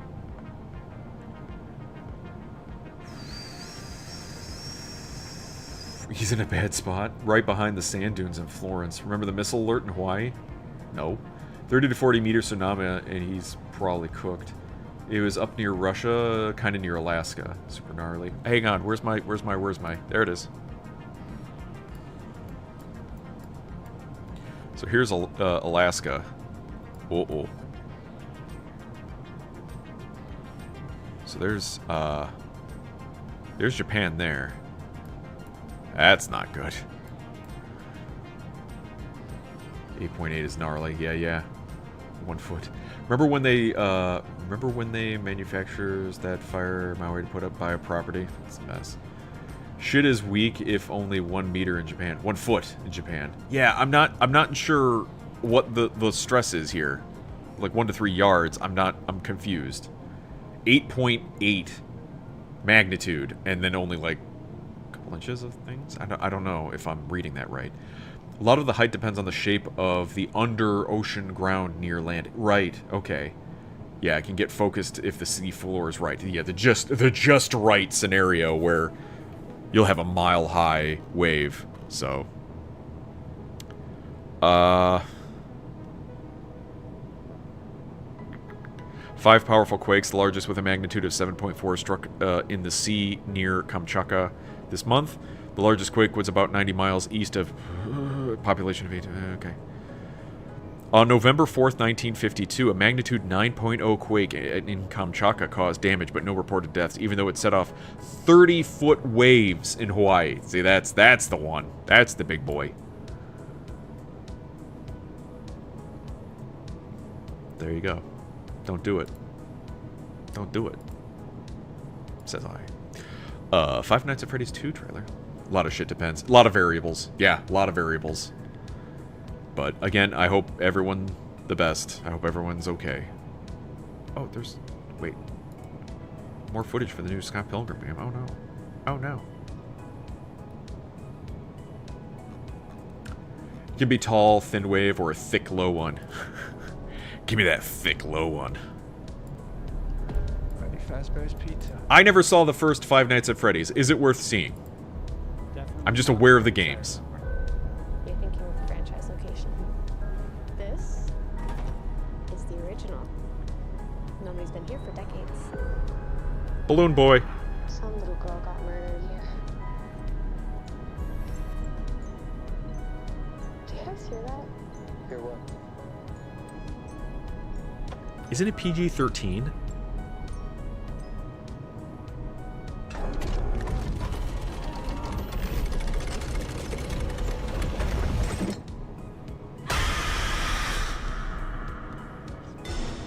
Bloomhouse. The first one is a good time waster. Five Nights at Foobies. So this is what it's like? Being normal? I think we've come pretty far, considering what we've been through. How's Abby? Some days she's good. Some days she misses her friends. This story that you're gonna Jeez. fix those animatronics? It's only giving her false hope. Can any of you hear me?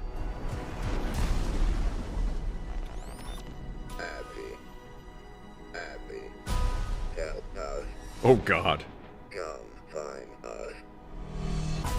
I will show you the way.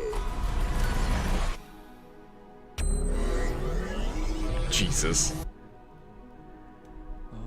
Sounds like it has a nuclear reactor. They're out there, Mike.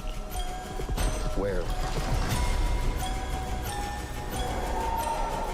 Everywhere. Where are you gonna want to? Not done with you. I mean, solid practical effects.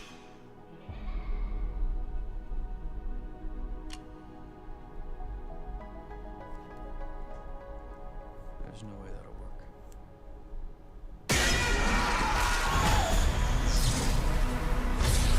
Yeah, I remember that was the second one. You had to put on the mask. Man. Was it written by Scott Cawthon? December. Written by Scott Cawthon. Huh, interesting. I know Kamchatka, named from learning about Russian Navy's 2nd Pacific Fleet. A troublemaker of a boat keep yelling warnings of Japanese torpedoes boat while they were en route from Mediterranean making their way to Tsushima. I would beat the shit out of everything and dropkick Annabelle. AK-47 should do it. They say that people who have even, like, theorized, like, tried to threaten Annabelle, like, they just meet with horrible ends. They'll have a heart attack or something will affect them in some way. That you can't even, like, take care of them. Get rid of them. But yeah, you would think, just burn it.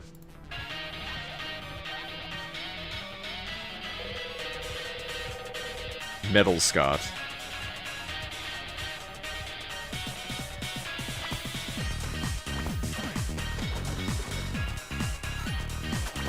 God.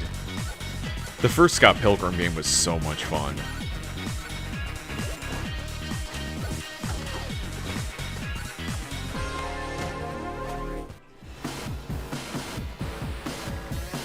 Virtual Wallace.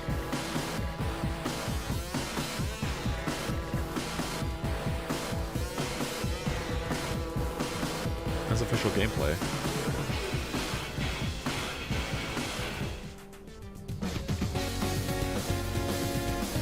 Oh, the music is so good.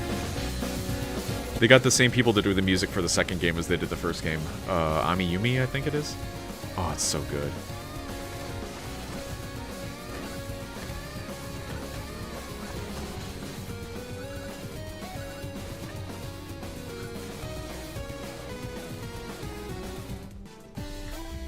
Oh, that's cool. So there's like a hub area and you can move around.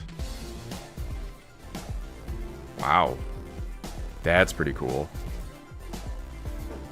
To let anyone near that Annabelle doll, it would be already be toast. This is the Scott Pilgrim sequel. If you hadn't played the first Scott Pilgrim game, I highly recommend it. It is a lot of fun. Cool style, amazing music, and great beat-em-up gameplay.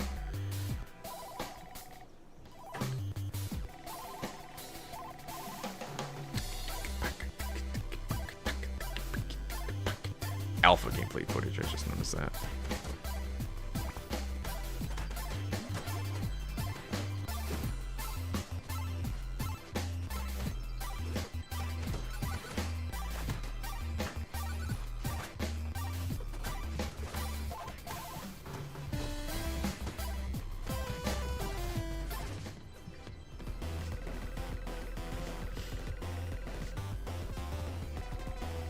Who would win, Scott Pilgrim versus the world? Yes.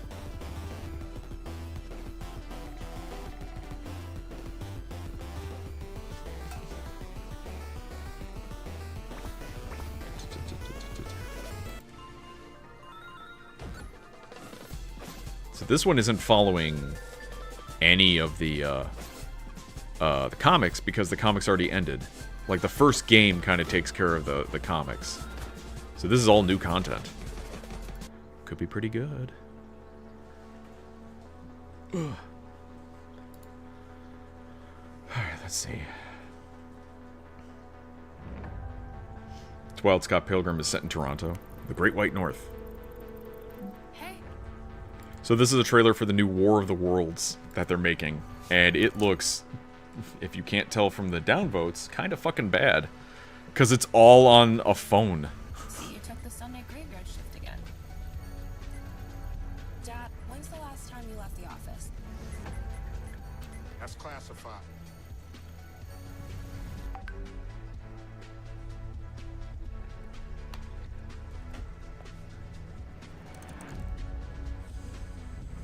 The surveillance industrial complex is collecting massive amounts of data with the Goliath program. I mean, we know this. Our most precious resource on Earth. Butchered another classic, just why? Creatively bankrupt. War of the Worlds should be easy, W2. But didn't they already remake it? Yeah, Tom Cruise was in it.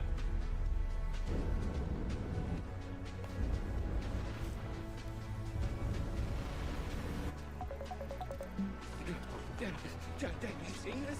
You seen this?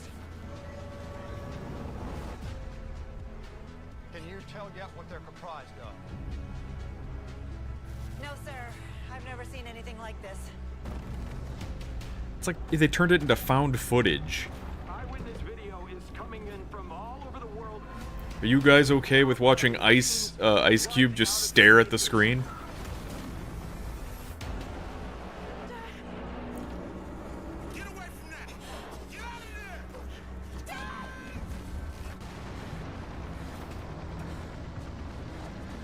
This looks so incredibly stupid. I thought we were done with found footage type films, or like these on the street cams.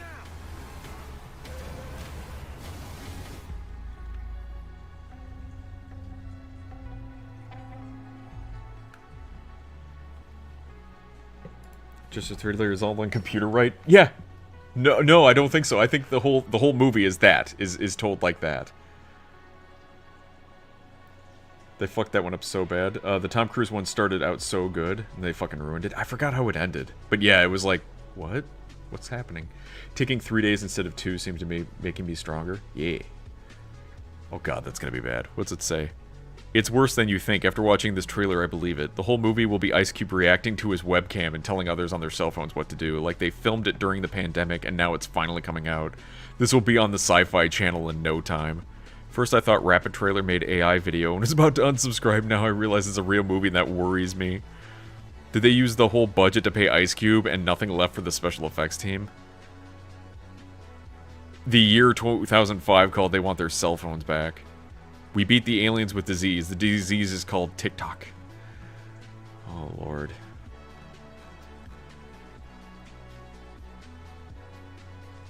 Helldivers 2. Wah, wah, wah, wah. Sci-Fi Channel. The Sci-Fi Channel doesn't play just sci-fi movies anymore. It plays all sorts of movies. It's kind of upsetting, because sci-fi used to be for, like, trashy sci-fi films, and now it plays just trash. As you get older, the recovery part becomes more and more important compared to the actual working out. Shut up! Shut up, Dad! I don't want to hear it. Also, as you age, the warm-up part is actually more important as well. Getting your body ready to work out and then doing the workout. That has to be. I can take the longer recovery time. I can take it. What I don't like is the fact that I have to now spend extra time building up to the workout when I already don't want to do the workout. So now I have to stretch and make sure I'm warmed up properly before the workout, which adds in like an extra half an hour to the workout, when I normally just want to bang out the workout and get it done with. It sucks. My family and I just moved to town. Alright, here's the It prequel, Welcome to Derry. So how are you adjusting? Of course, it's on HBO Max, so I will never see it. Different here. Derry is a beautiful place, but things do happen from time to time. Well, either you're closing your eyes to a situation you do not wish to acknowledge, or you are not aware of the caliber of disaster.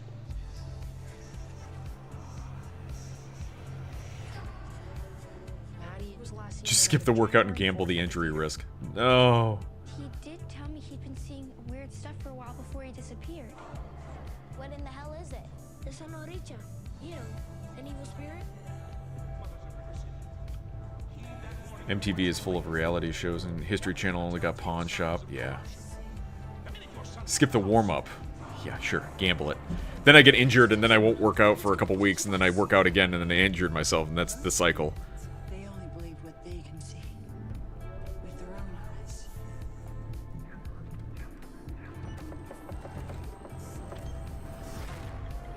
I guess they got Skarsgård to do this again. What is it?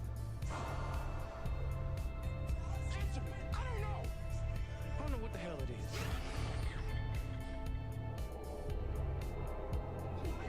is. From the director of It, and they got a lot of the same people. The devil's animal.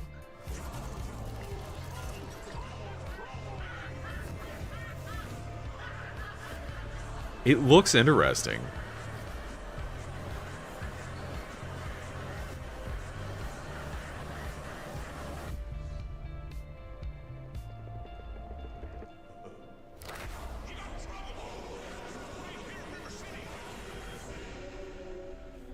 Stephen King, I'm out.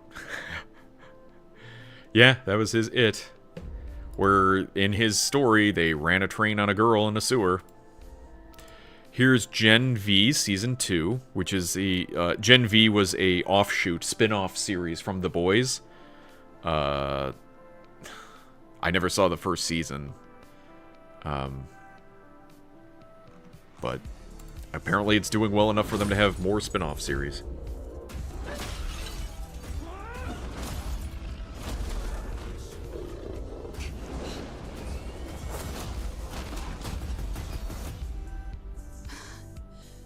Hey, Marie. Oh, Starlight. Okay. You can't stay on the run forever.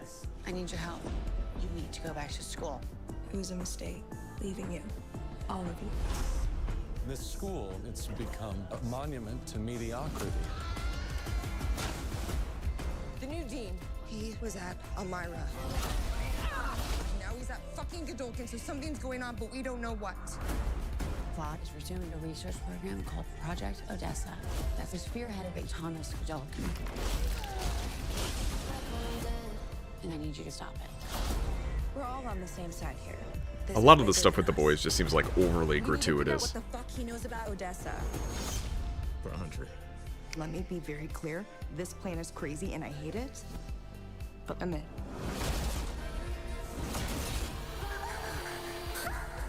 You can all level up under the right amount of pressure.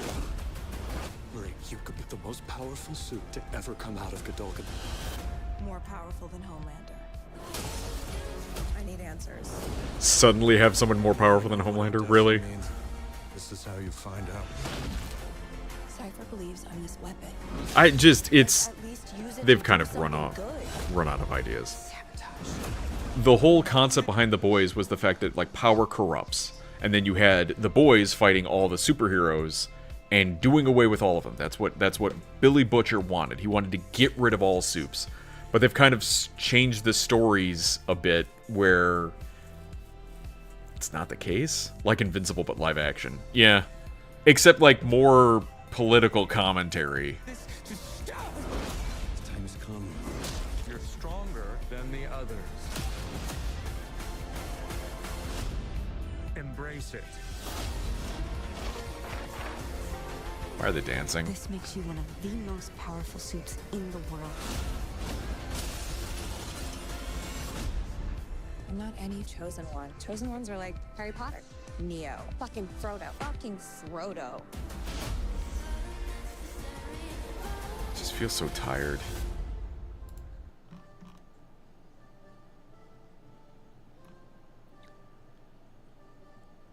Kinesis would be underrated, so really powerful. Tired. Anyway. 30th anniversary of Gundam Wing. We are very old.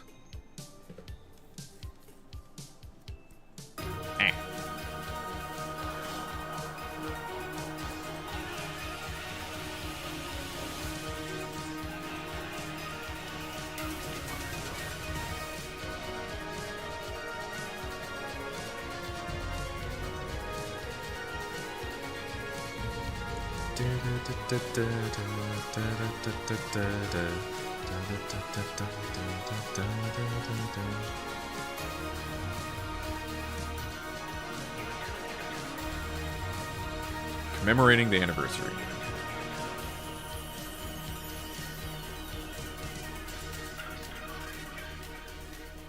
God, 30 years.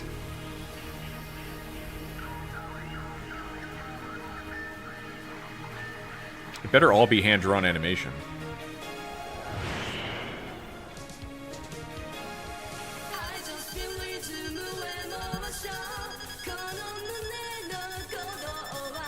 It looks all hand-drawn.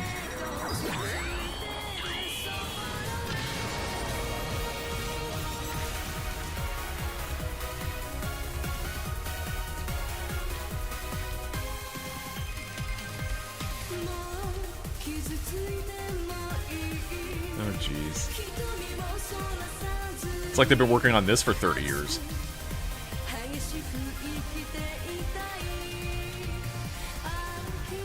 Oh. Interesting.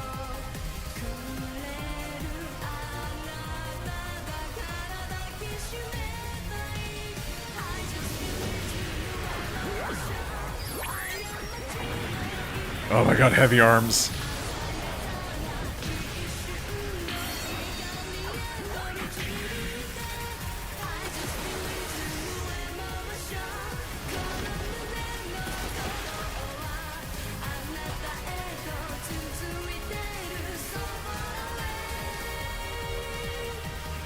Heavy arms just went Macross, seriously. Oh, it looks so damn good.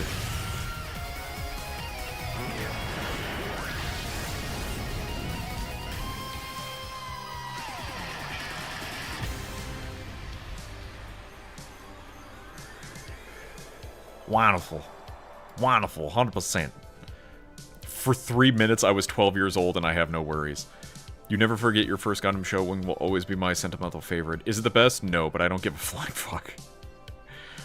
They made sure to include the beeps. They understand the importance. For those Gundam Wing fans that are sadly no longer with us to enjoy this video, may you see through our eyes because it is beautiful. Seeing Heavy Arms firing all of its missiles at the same time brings tears to my eyes. I fucking told you. Yes. Yes. Is this it? Hey, what is up, everyone? Welcome back. Oh, new Gundam Wing animation and Iron-Blooded Orphans movie. Including Death Side Hell, Gundam Wing 0 Point. That's more? There's probably more Gundam stuff. Hyde, Comic-Con trailer. Johnny Depp and Ridley Scott.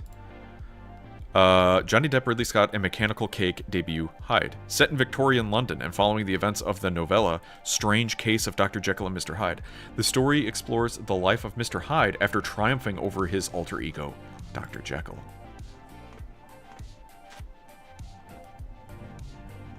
That could be interesting.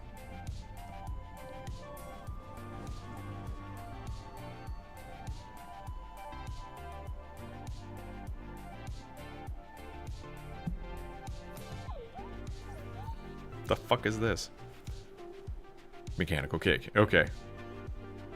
There we go.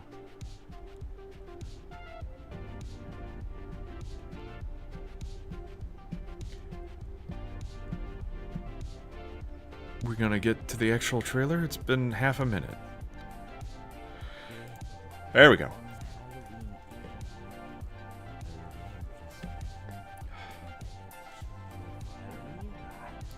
I was the only he's talking. living thing walking amongst the dead. I saw that every grimy corner of the city was filled with listless, lifeless automatons. And I wondered why do they not all just kill themselves? What do you want? What a beautiful dress. Shall we play some bridge? Mother. Oh. Can't play bridge, you have no hands. To avert my mind from turning upon itself, I fashioned a fearsome brew. Keep your trap shut, monkey boy. Back to business. Just a movie of Johnny Depp being weird. So a Johnny Depp movie.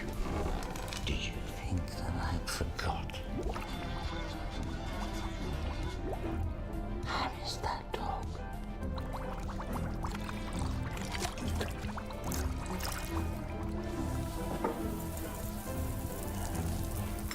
Yes, I know. I know what you're saying. I know exactly what you're saying. You think I'm stupid.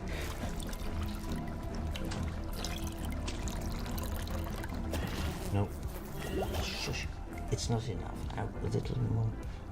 Causes dangers. Is it just tea? Is this going to be a subversion?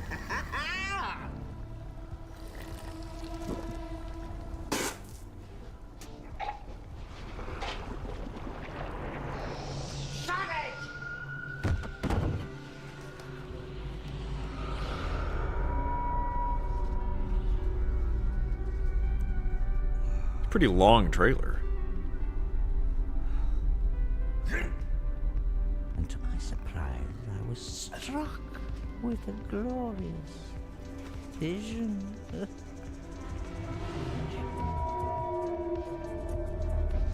descended down the spider's thread into the trench of hell.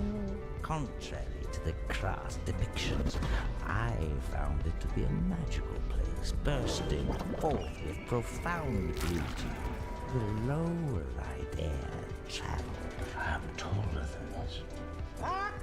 The more lovely and sublime it became.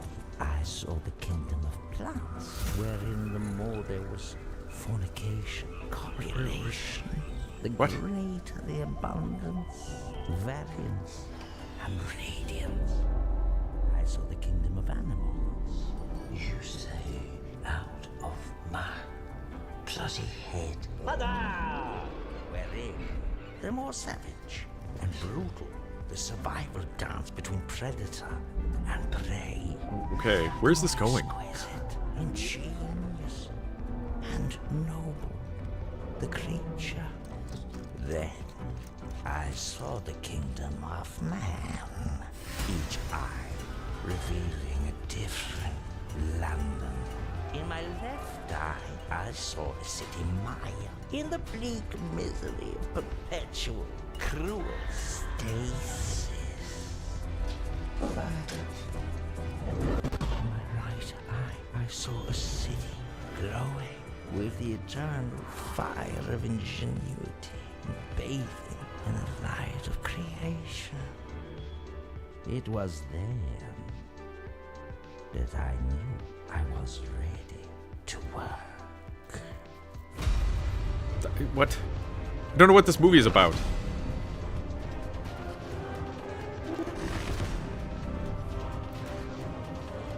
Like a 5-minute trailer, and yet,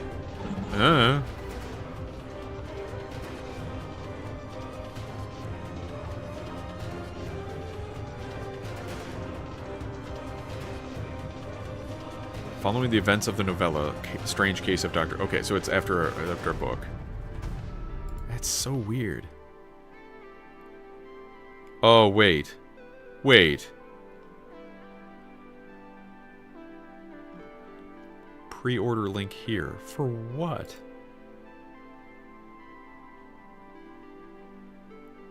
Is it a comic? Wait, what the fuck is this? It's a graphic novel. Are you shitting me? All of that, it was basically to build up to a graphic novel. Okay, because I'm like, why is there so many animated, like, drawn portions to this? Oh, because it's a graphic novel. Okay. What? That's so weird. Alright. Tales of the Shire. I heard this looked really fucking bad on Switch. The most devastating part about Tales of the Shire, The Lord of the Rings game, is just how short it falls of fulfilling such an insanely promising premise. I mean, which Tolkien nerd among us hasn't daydreamed about living a relaxing life as a payoff? Yeah, okay, it's a whole review. Let's not waste time with that. The Mighty Nine, N-E-I-N, Season 1. What is this?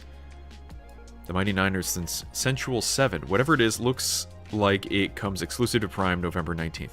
Mighty Nine is an hour-long new animated series from the team at Critical Role, who also created the critically acclaimed series The Legend of Vox Machina.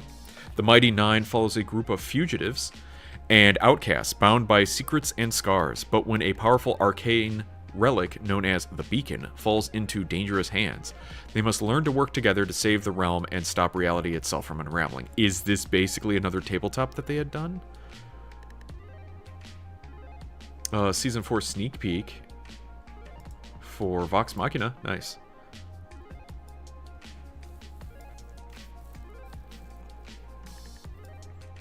Okay. In that tent. I told you, officer, we were just passing through. We paused for some entertainment. And leaving trails of bodies is entertainment for you, sicko. You got nothing on me. I didn't even have a weapon. Unless you count these pythons. You guys, this is just like a true crime novel. Two hot-headed dicks cranking up I the think it's from pressure the on same the people perp who did until she breaks. Critical Role. The same Ooh, which one of you is characters. the bad Actors? cop? Actors. I'd take this seriously, miss. BT Dubs, your handcuffs are super janky. The ones Mama uses are so much harder to get out of. And fluffier. This is profiling, you racist assholes! Well, maybe not you, big boy. The goblin and the hobo? No fucking way, I work alone. I swear, their bodies changed. Ich weiß von nichts. Why would I turn the audience into reptiles? They pay my salary. Technically, you should give us a reward. Maybe a parade. Wanna give me a cavity cinch? Make sure I'm not hiding anything? Shut up! We didn't find any reptile corpses, and a dozen witnesses saw you blow open the hole so the creature escaped. You're clearly some kind of criminal gang. Now give me a name for the booking sheet. I need a name. Our name? Fuck off. Keiner von uns ist ein Teil einer Gang. Oh yeah, we are called the Sensual 7. There's only 6 of you. Don't forget the Traveler. Okay, so it's more Critical Role stuff, it seems. Okay, but it's not in the Critical Role world, is it? Was it like a side story? Interesting. I mean, I like Vox Machina well enough. Search not a single sage, text, or historian has any information on the Whispered One. In my vision, one of the warriors fighting him wore cobalt soul robes. If any record of him exists, it's in there. Requesting a simple scroll from the archive is a trial.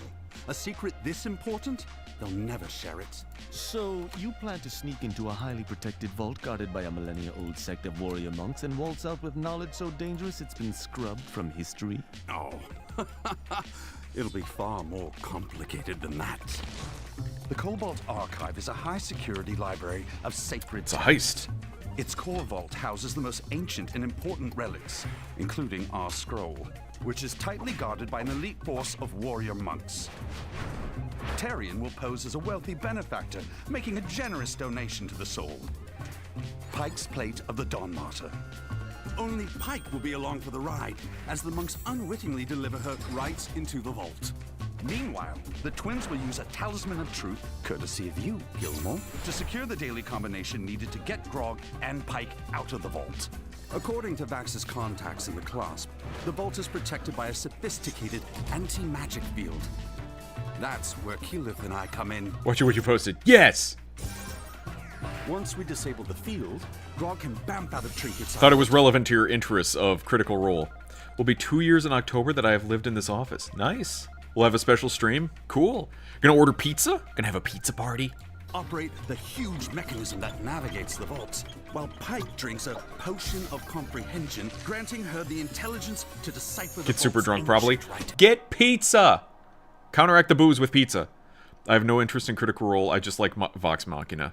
I can't stand Critical Role. Not that it's bad or anything, but watching other people play D&D just doesn't do anything for me. It's very long and drawn out. They do a great job of making it as entertaining as possible, but at least with Vox Machina, it's all the story actually given to you, as opposed to people actually playing it. It's a lot like watching somebody play a sport versus you playing the sport. You know, I'd rather be the one playing the game versus watching somebody playing the game. I have lots of food. I finished my squats of power. I need to eat a bowl of fruit again every day. What's your favorite fruit? What kind of bowl of fruit do you have there? Watermelon's pretty good this season, I have to say. Been having some good watermelon. It's pretty much what everyone's been putting up with us playing Baldur, right? Okay, listen here. Shut up. Shit makes you feel so good. My favorite is cantaloupe. Nice. Then we make a hasty escape before... What have I pre-made at the store, so I usually get pineapple. Pineapple's also good. Well, any questions? I've got the only one that matters. Other than YouTube fed me another group of D&D that might be slightly more unorthodox. Haven't seen them in a while. The one with a clown. Oh, them! Yes, yes. And the little like mouse critter. Hey, what you doing? What was the name of the bugbear? Is it a bugbear or a hobgoblin? Yeah, but I know which one you're talking about. Idiots at freaking Safeway don't know how to cut fruit properly sometimes. How do you not know how to cut fruit? By association, what do I get out of this? The satisfaction of saving the world from the apocalypse? Oh, how about dinner with the new guy?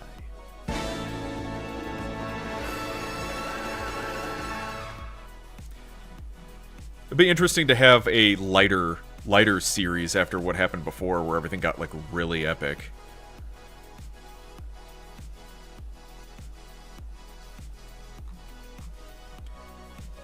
I think they're just lazy and underpaid.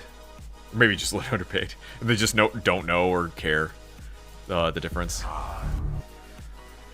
The shorts animated were quite good. It also helped. Yeah, okay.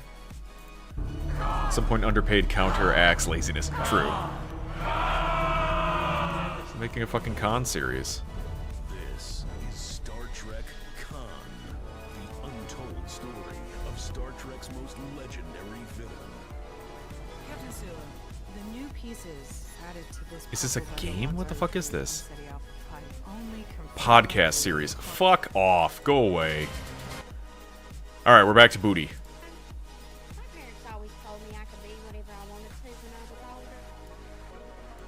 So I decided to be a pain in the ass.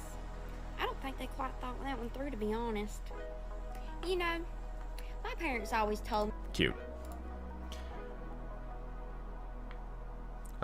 You were an idiot if you were a hard-ass worker and being underpaid.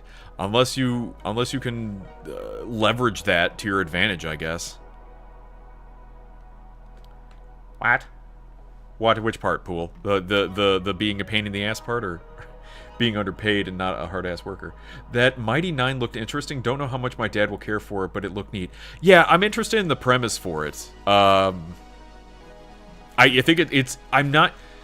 I can't remember, because I remember at one point I would see clips from Critical Role that would have all of them playing as different characters. I'm like, are you guys doing a different, like, did your characters die off and you're playing new characters, or is it a different campaign? It might be. I'm not even sure if it's in the D&D universe, in the same universe as Vox Machina, or what's going on. But, I mean, their stuff is passably entertaining, I would say. Alright, it's almost midnight. We should probably start wrapping things down here. And begin the Katina-ing. Wrapping it up, wrapping it up, wrapping it up, wrapping it up. What do we got? Taking on the insanely massive 3-kilogram XXL Schnitzel Challenge at XXL Brunner Stadel in Vienna, Austria. Hungry diners have 45 minutes to finish 1.5 kilograms of schnitzel meat, pork, veal, turkey, or chicken, over 500 grams of batter, and 1 kilogram of fries. Winners earn their meal for free and a spot up on the XXL Brunner Stadel's nearly empty wall of fame. Welcome to America. America has entered the chat. That's actually, okay, that does look like a lot of food this time. It doesn't look any easier when you see it a second time. Holy shit. What is up, Kilo Crew, and welcome to today's video. Today, I am in Vienna at a place called XXL Brunnerstadel, where I'm about to take on their 3-kilo schnitzel I don't know if I've ever had schnitzel. Have you heard of the 8.8 magnitude earthquake right near Japan? Yeah, we just covered it, Black Hat, a little earlier ago. It doesn't sound like the waves are going to be that high, I guess, from the sound of it, but yeah, 8.8 magnitude. Likely hit Hawaii and the coast of California and like that west coast and even up to Alaska a bit, yeah. I hope everyone's safe. I hope everyone's taking precautions. Been going on for like 18 years, and only 2 or 3 people have ever beaten this thing, and I can see that a lot of why lemons? this is absolute insanity. A lot of lemons. So in front of me, I actually have turkey schnitzel, which I didn't even know was a thing, but you Oh, they can got do fries either under there. pork, turkey, or chicken schnitzel. There's 1.5 kilos just of turkey meat. Got distracted by breaking news. Yeah, no problem, no problem. It is big news, And yeah. then underneath all of this, there is Didn't think you would cover it. Somebody mentioned it, and I'm like, let me look into it a bit more. To finish everything that you see in front of me, not including the sauces, although I'm very excited to try those. And in order to win my 40-euro meal for free, and only like I think the 3rd or 4th spot up on the wall of fame here at XXL Brunnerstadel in Vienna of Austria. I am again super nervous. This is a lot of food. Hopefully, I might be the first woman to ever try this. I'm actually not entirely sure, but a big thank you to Kai and his family for inviting us in today. There ain't nothing to it but to do it. I am super duper nervous. Let's get this challenge started. Schnitzel. Do the schnitzel. And Schnitzel. It's turkey schnitzel. 45 minutes to finish 1.5 kilograms of schnitzel meat. And she chose turkey. 500 grams of batter and 1 kilogram of fries. Everyone who's here 45 minutes. As well. I love having a good Turkey schnitzel. A good crowd. But on the side, I do have some of their garlic sauce and then some of their cocktail sauce, which is similar to the sauce that was on the kebab from the last challenge that you saw me do. It's like a Thousand Islander fry sauce, and it's absolutely delicious. Yeah. 45 minutes. That sounds good. Ain't nothing to it but to do it. That sounds gross. You don't Going know to schnitzel? As much of the lemon as possible onto here. There's no gravy on an Austrian. I lemon only. don't think I've ever had schnitzel before, but it looks like it's like country fried steak, basically. No? Okay. I think it's just fried. They pound it really flat and then they fry it. So it's really, really tender. Oh, that's nice. Okay. What the hell does that look like? It looks like that. It looks like a giant, like, chicken cutlet, basically. My bet, which is probably entirely wrong, is that the Austrians choose to do a dry schnitzel with no gravy because they want to use dipping sauces, specifically this garlic dipping sauce. But it's pounded really, really flat. That looks really good. Sounds like a giant. It looks like a giant omelet. Because she had to pound What kind of all fucking the omelets do you have? This looks like just chicken parmesan. Not fighting with Kai's Like just a breaded chicken, but it's turkey. Omelet? Doesn't look like eggs. Unless you're thinking it looks like that's the lemons on the side and the fries that's underneath it. The family recipe book to learn how they make this garlic sauce. 1 schnitzel down, 4 to go.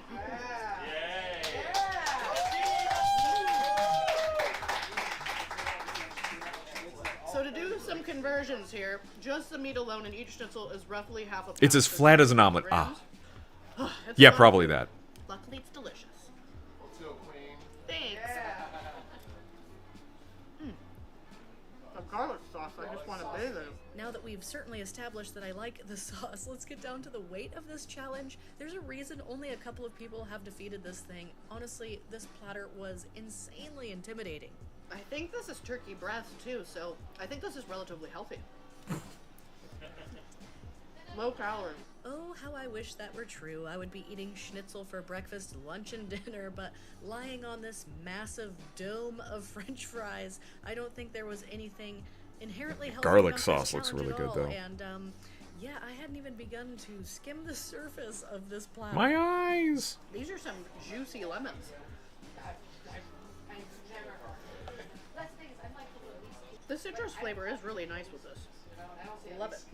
I don't know why, but I usually think of lemons as pairing really well with like seafood or fish and chips maybe, and it kind of makes sense that it goes well on a deep fried turkey just as well as it would on a fish. If you finish too fast, they're gonna bring you dessert too. I'm not going to spoil anything for y'all because I think my video comes out first, but let's just say Randy gave this challenge an attempt before me, and they decided to joke around and bring him out a massive, massive dessert that we ended up sharing giant cake? with the entire restaurant. It was so huge. When life gives you lemons, decorate a schnitzel. Why? Ooh, my little sad lemon graveyard in the back here is like, aw. You can probably tell that I've been in way too many souvenir shops There it lately, goes. traveling Great around with ass! Randy's family, and then, of course, wandering around on our own. I'm coming up with cheesy catchphrases now. I'm trying to look cool. You're welcome. I am doing.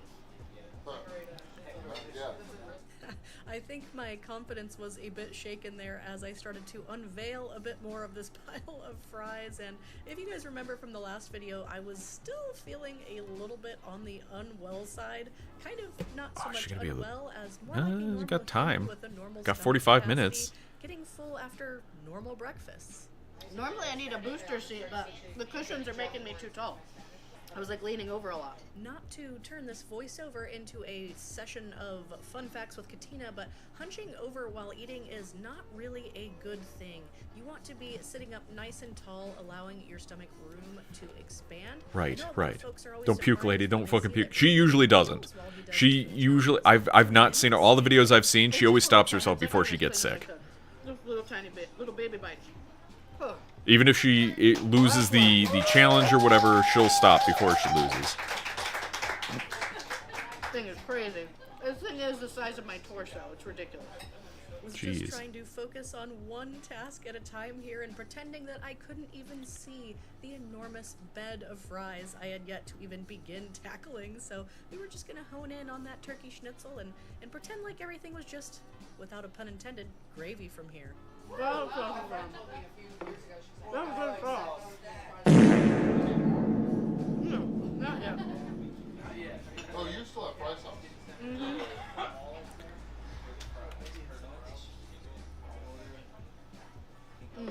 Even though I was clearly going through a plethora of sauces, the lack of gravy on the schnitzel was making my mouth feel as dry as the Sahara, so the Diet Coke was coming in clutch to give me not only, of course, some liquid, but some sweetness and some bubbles as well. I might need a wheelchair.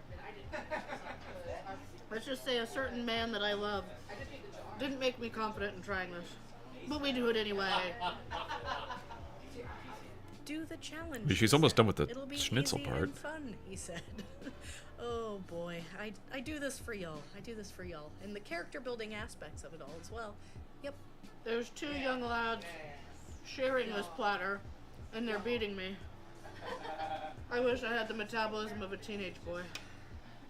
You know what they say about a wish in one hand, but on that note, I'm going to leave you guys to enjoy the rest of this video. Thank you all so much for watching. She's and I'll, of course, got catch a you lot guys of time in the next left. one. I'm pretty sure she would be able to do this, right? Right? Oh,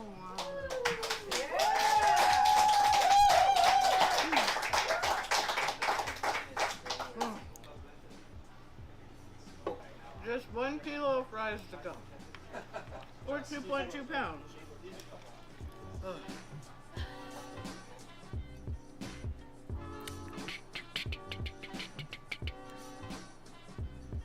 See, sometimes I've seen in Beard versus Food, he'll take all the fries and form them into a ball and then eat it that way. Instead of having to eat like fry.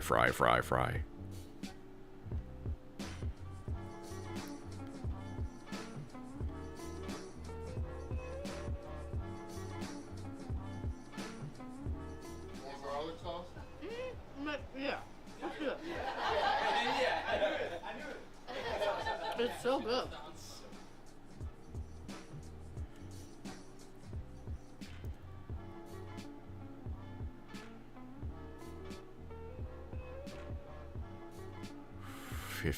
About 15 minutes left to eat all the fries. Yeah, here's the bowling maneuver.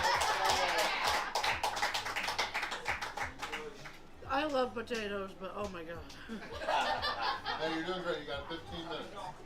Apparently, the challenge used to be with their potato salad. That could have been fun. Back in the day. Yeah, that's good. I'll just use 25 more. I'm kidding. Doink.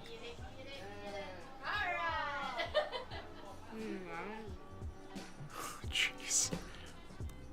I don't know, she's kind of slowing down.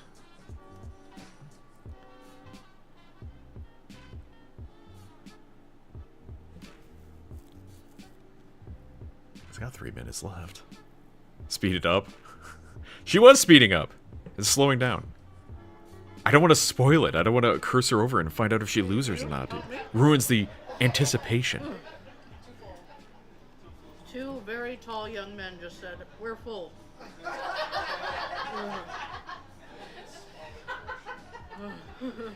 And it was a smaller portion? Let me see. That's cute. There it is. There's character building. There you go. I'm proud of this. I've been struggling through breakfast, so I'm proud of this progress so far.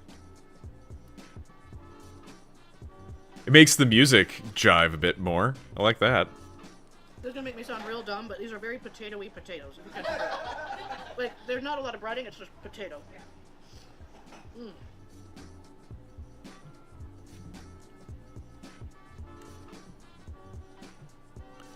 Oh my god, I don't know if she's gonna make it. Imagine making it this far and then, like, struggling with the last little bit. This is an XXL restaurant, which means they serve really big portions in general. And they do an XXL chocolate crepe, which is called a patatchinke? Find it better to play back videos in 1.25 to 1.5 speed. And I wish I could You're right. There's quite a few videos that the pacing is so slow and it's just like a little bit faster.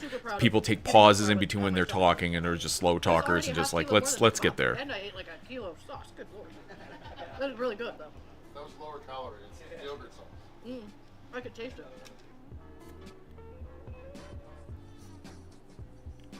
I don't think she's gonna make it. She only has like 2 minutes. This is attractive.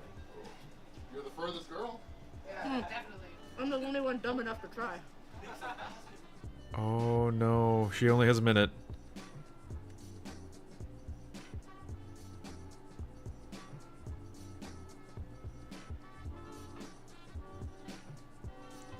I don't think she's gonna make it. This is me waving the white flag. Ah, shit. Yeah, she was kind of struggling there for quite a while. Oh, that was... Ooh. So, we did run out of time. I think I have maybe 400 grams or so of fries left. Oh, I'm really happy with how far I got with that. Everything was absolutely delicious, of course, but there's only so much love I can have for a potato. But the garlic sauce was exquisite. But a big thank you to the folks here with XXL Bruderstadel for treating me. She's gonna to this finish the fries or fantastic take them meal. back for later? Unfortunately, I will not be joining the 2 or 3 people in 18 years that have made the Wall of Fame, but I will proudly go down in history as the first woman to have tried. So, thank you to everyone who shared.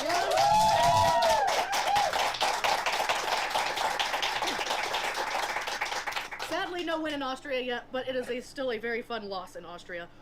So for now, all I'm going to say is, okay, peace out, auf Wiedersehen. That was... All right, there we go. That's all we got for tonight. It's one thing out. You don't want to play it too fast, like 2 times fast, so you can make out what's being said. Yeah, you're absolutely right. Now shit it out of your ass, as opposed to shitting it out of somewhere else. You wouldn't want to shit it out of somewhere else, would you? Would you?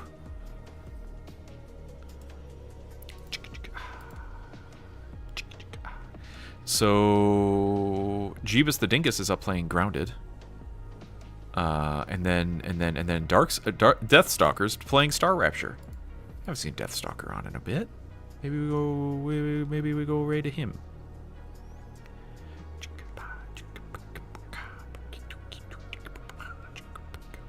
Star Rupture playtest, fresh look. Really?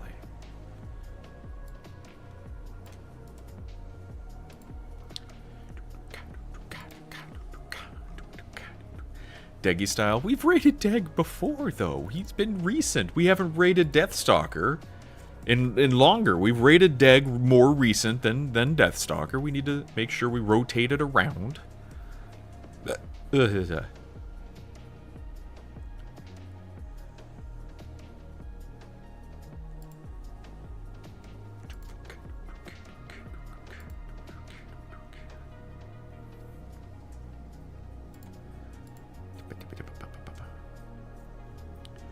Stalker of Death.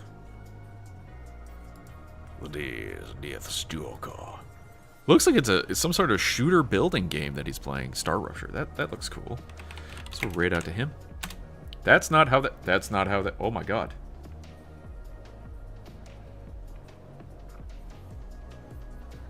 Okay. I did something very awful there. There we go. I think that worked. Did that work? My streamer bot crashed because I sent it something. I sent it the link was wrong. I don't know if we're rating out or not. It's not giving me the numbers. Uh-oh. Maybe this will come back. Give me 1 second. What'd you do? I think I typed... I accidentally copy-pasted like a whole mess of code instead of just Deathstalker's name, so it didn't really run it right. So let me roll through here real quick here. Let me clear that. Okay. Then we paste, and then we clear that. There we go. There we go. That's why. All right. 1 second. 1 second. Stand by. How about that? That worked better. That worked better. Yeah, I killed StreamerBot by typing in a bunch of stuff that it didn't like. So, here we are. Thank you so much for watching and stopping by. Special shoutouts to those of you on the Twitch side and the YouTube side. Oh, I already cleared the chat. Well, fuck me. Fuck. Thank you so much to Black Hat Destroyer for the cheers and the bits, and I believe Covert Flamingo had the resub. Thank you, thank you, thank you. Be back again tomorrow with more Cyberpunk 2077. We're moving on to more, well, we can do NCPD side missions and main missions. We're clearing out the game now. We're just on the rush to the end, I guess. But it'll be a lot of fun. I'm still having an enjoyable time with Cyberpunk, and I'll have to think about what the next game after will be, what I want to do. So yeah, that'll be it. That'll be that. So once again, thank you all so very much. I greatly appreciate you guys stopping by and chatting with me, talking about pop culture stuff on this Talking Tuesday.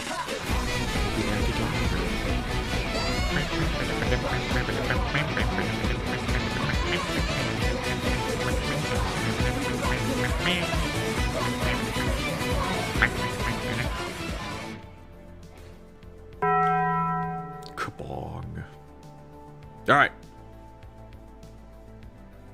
Was that one going to play too? Uh-oh. Uh-oh.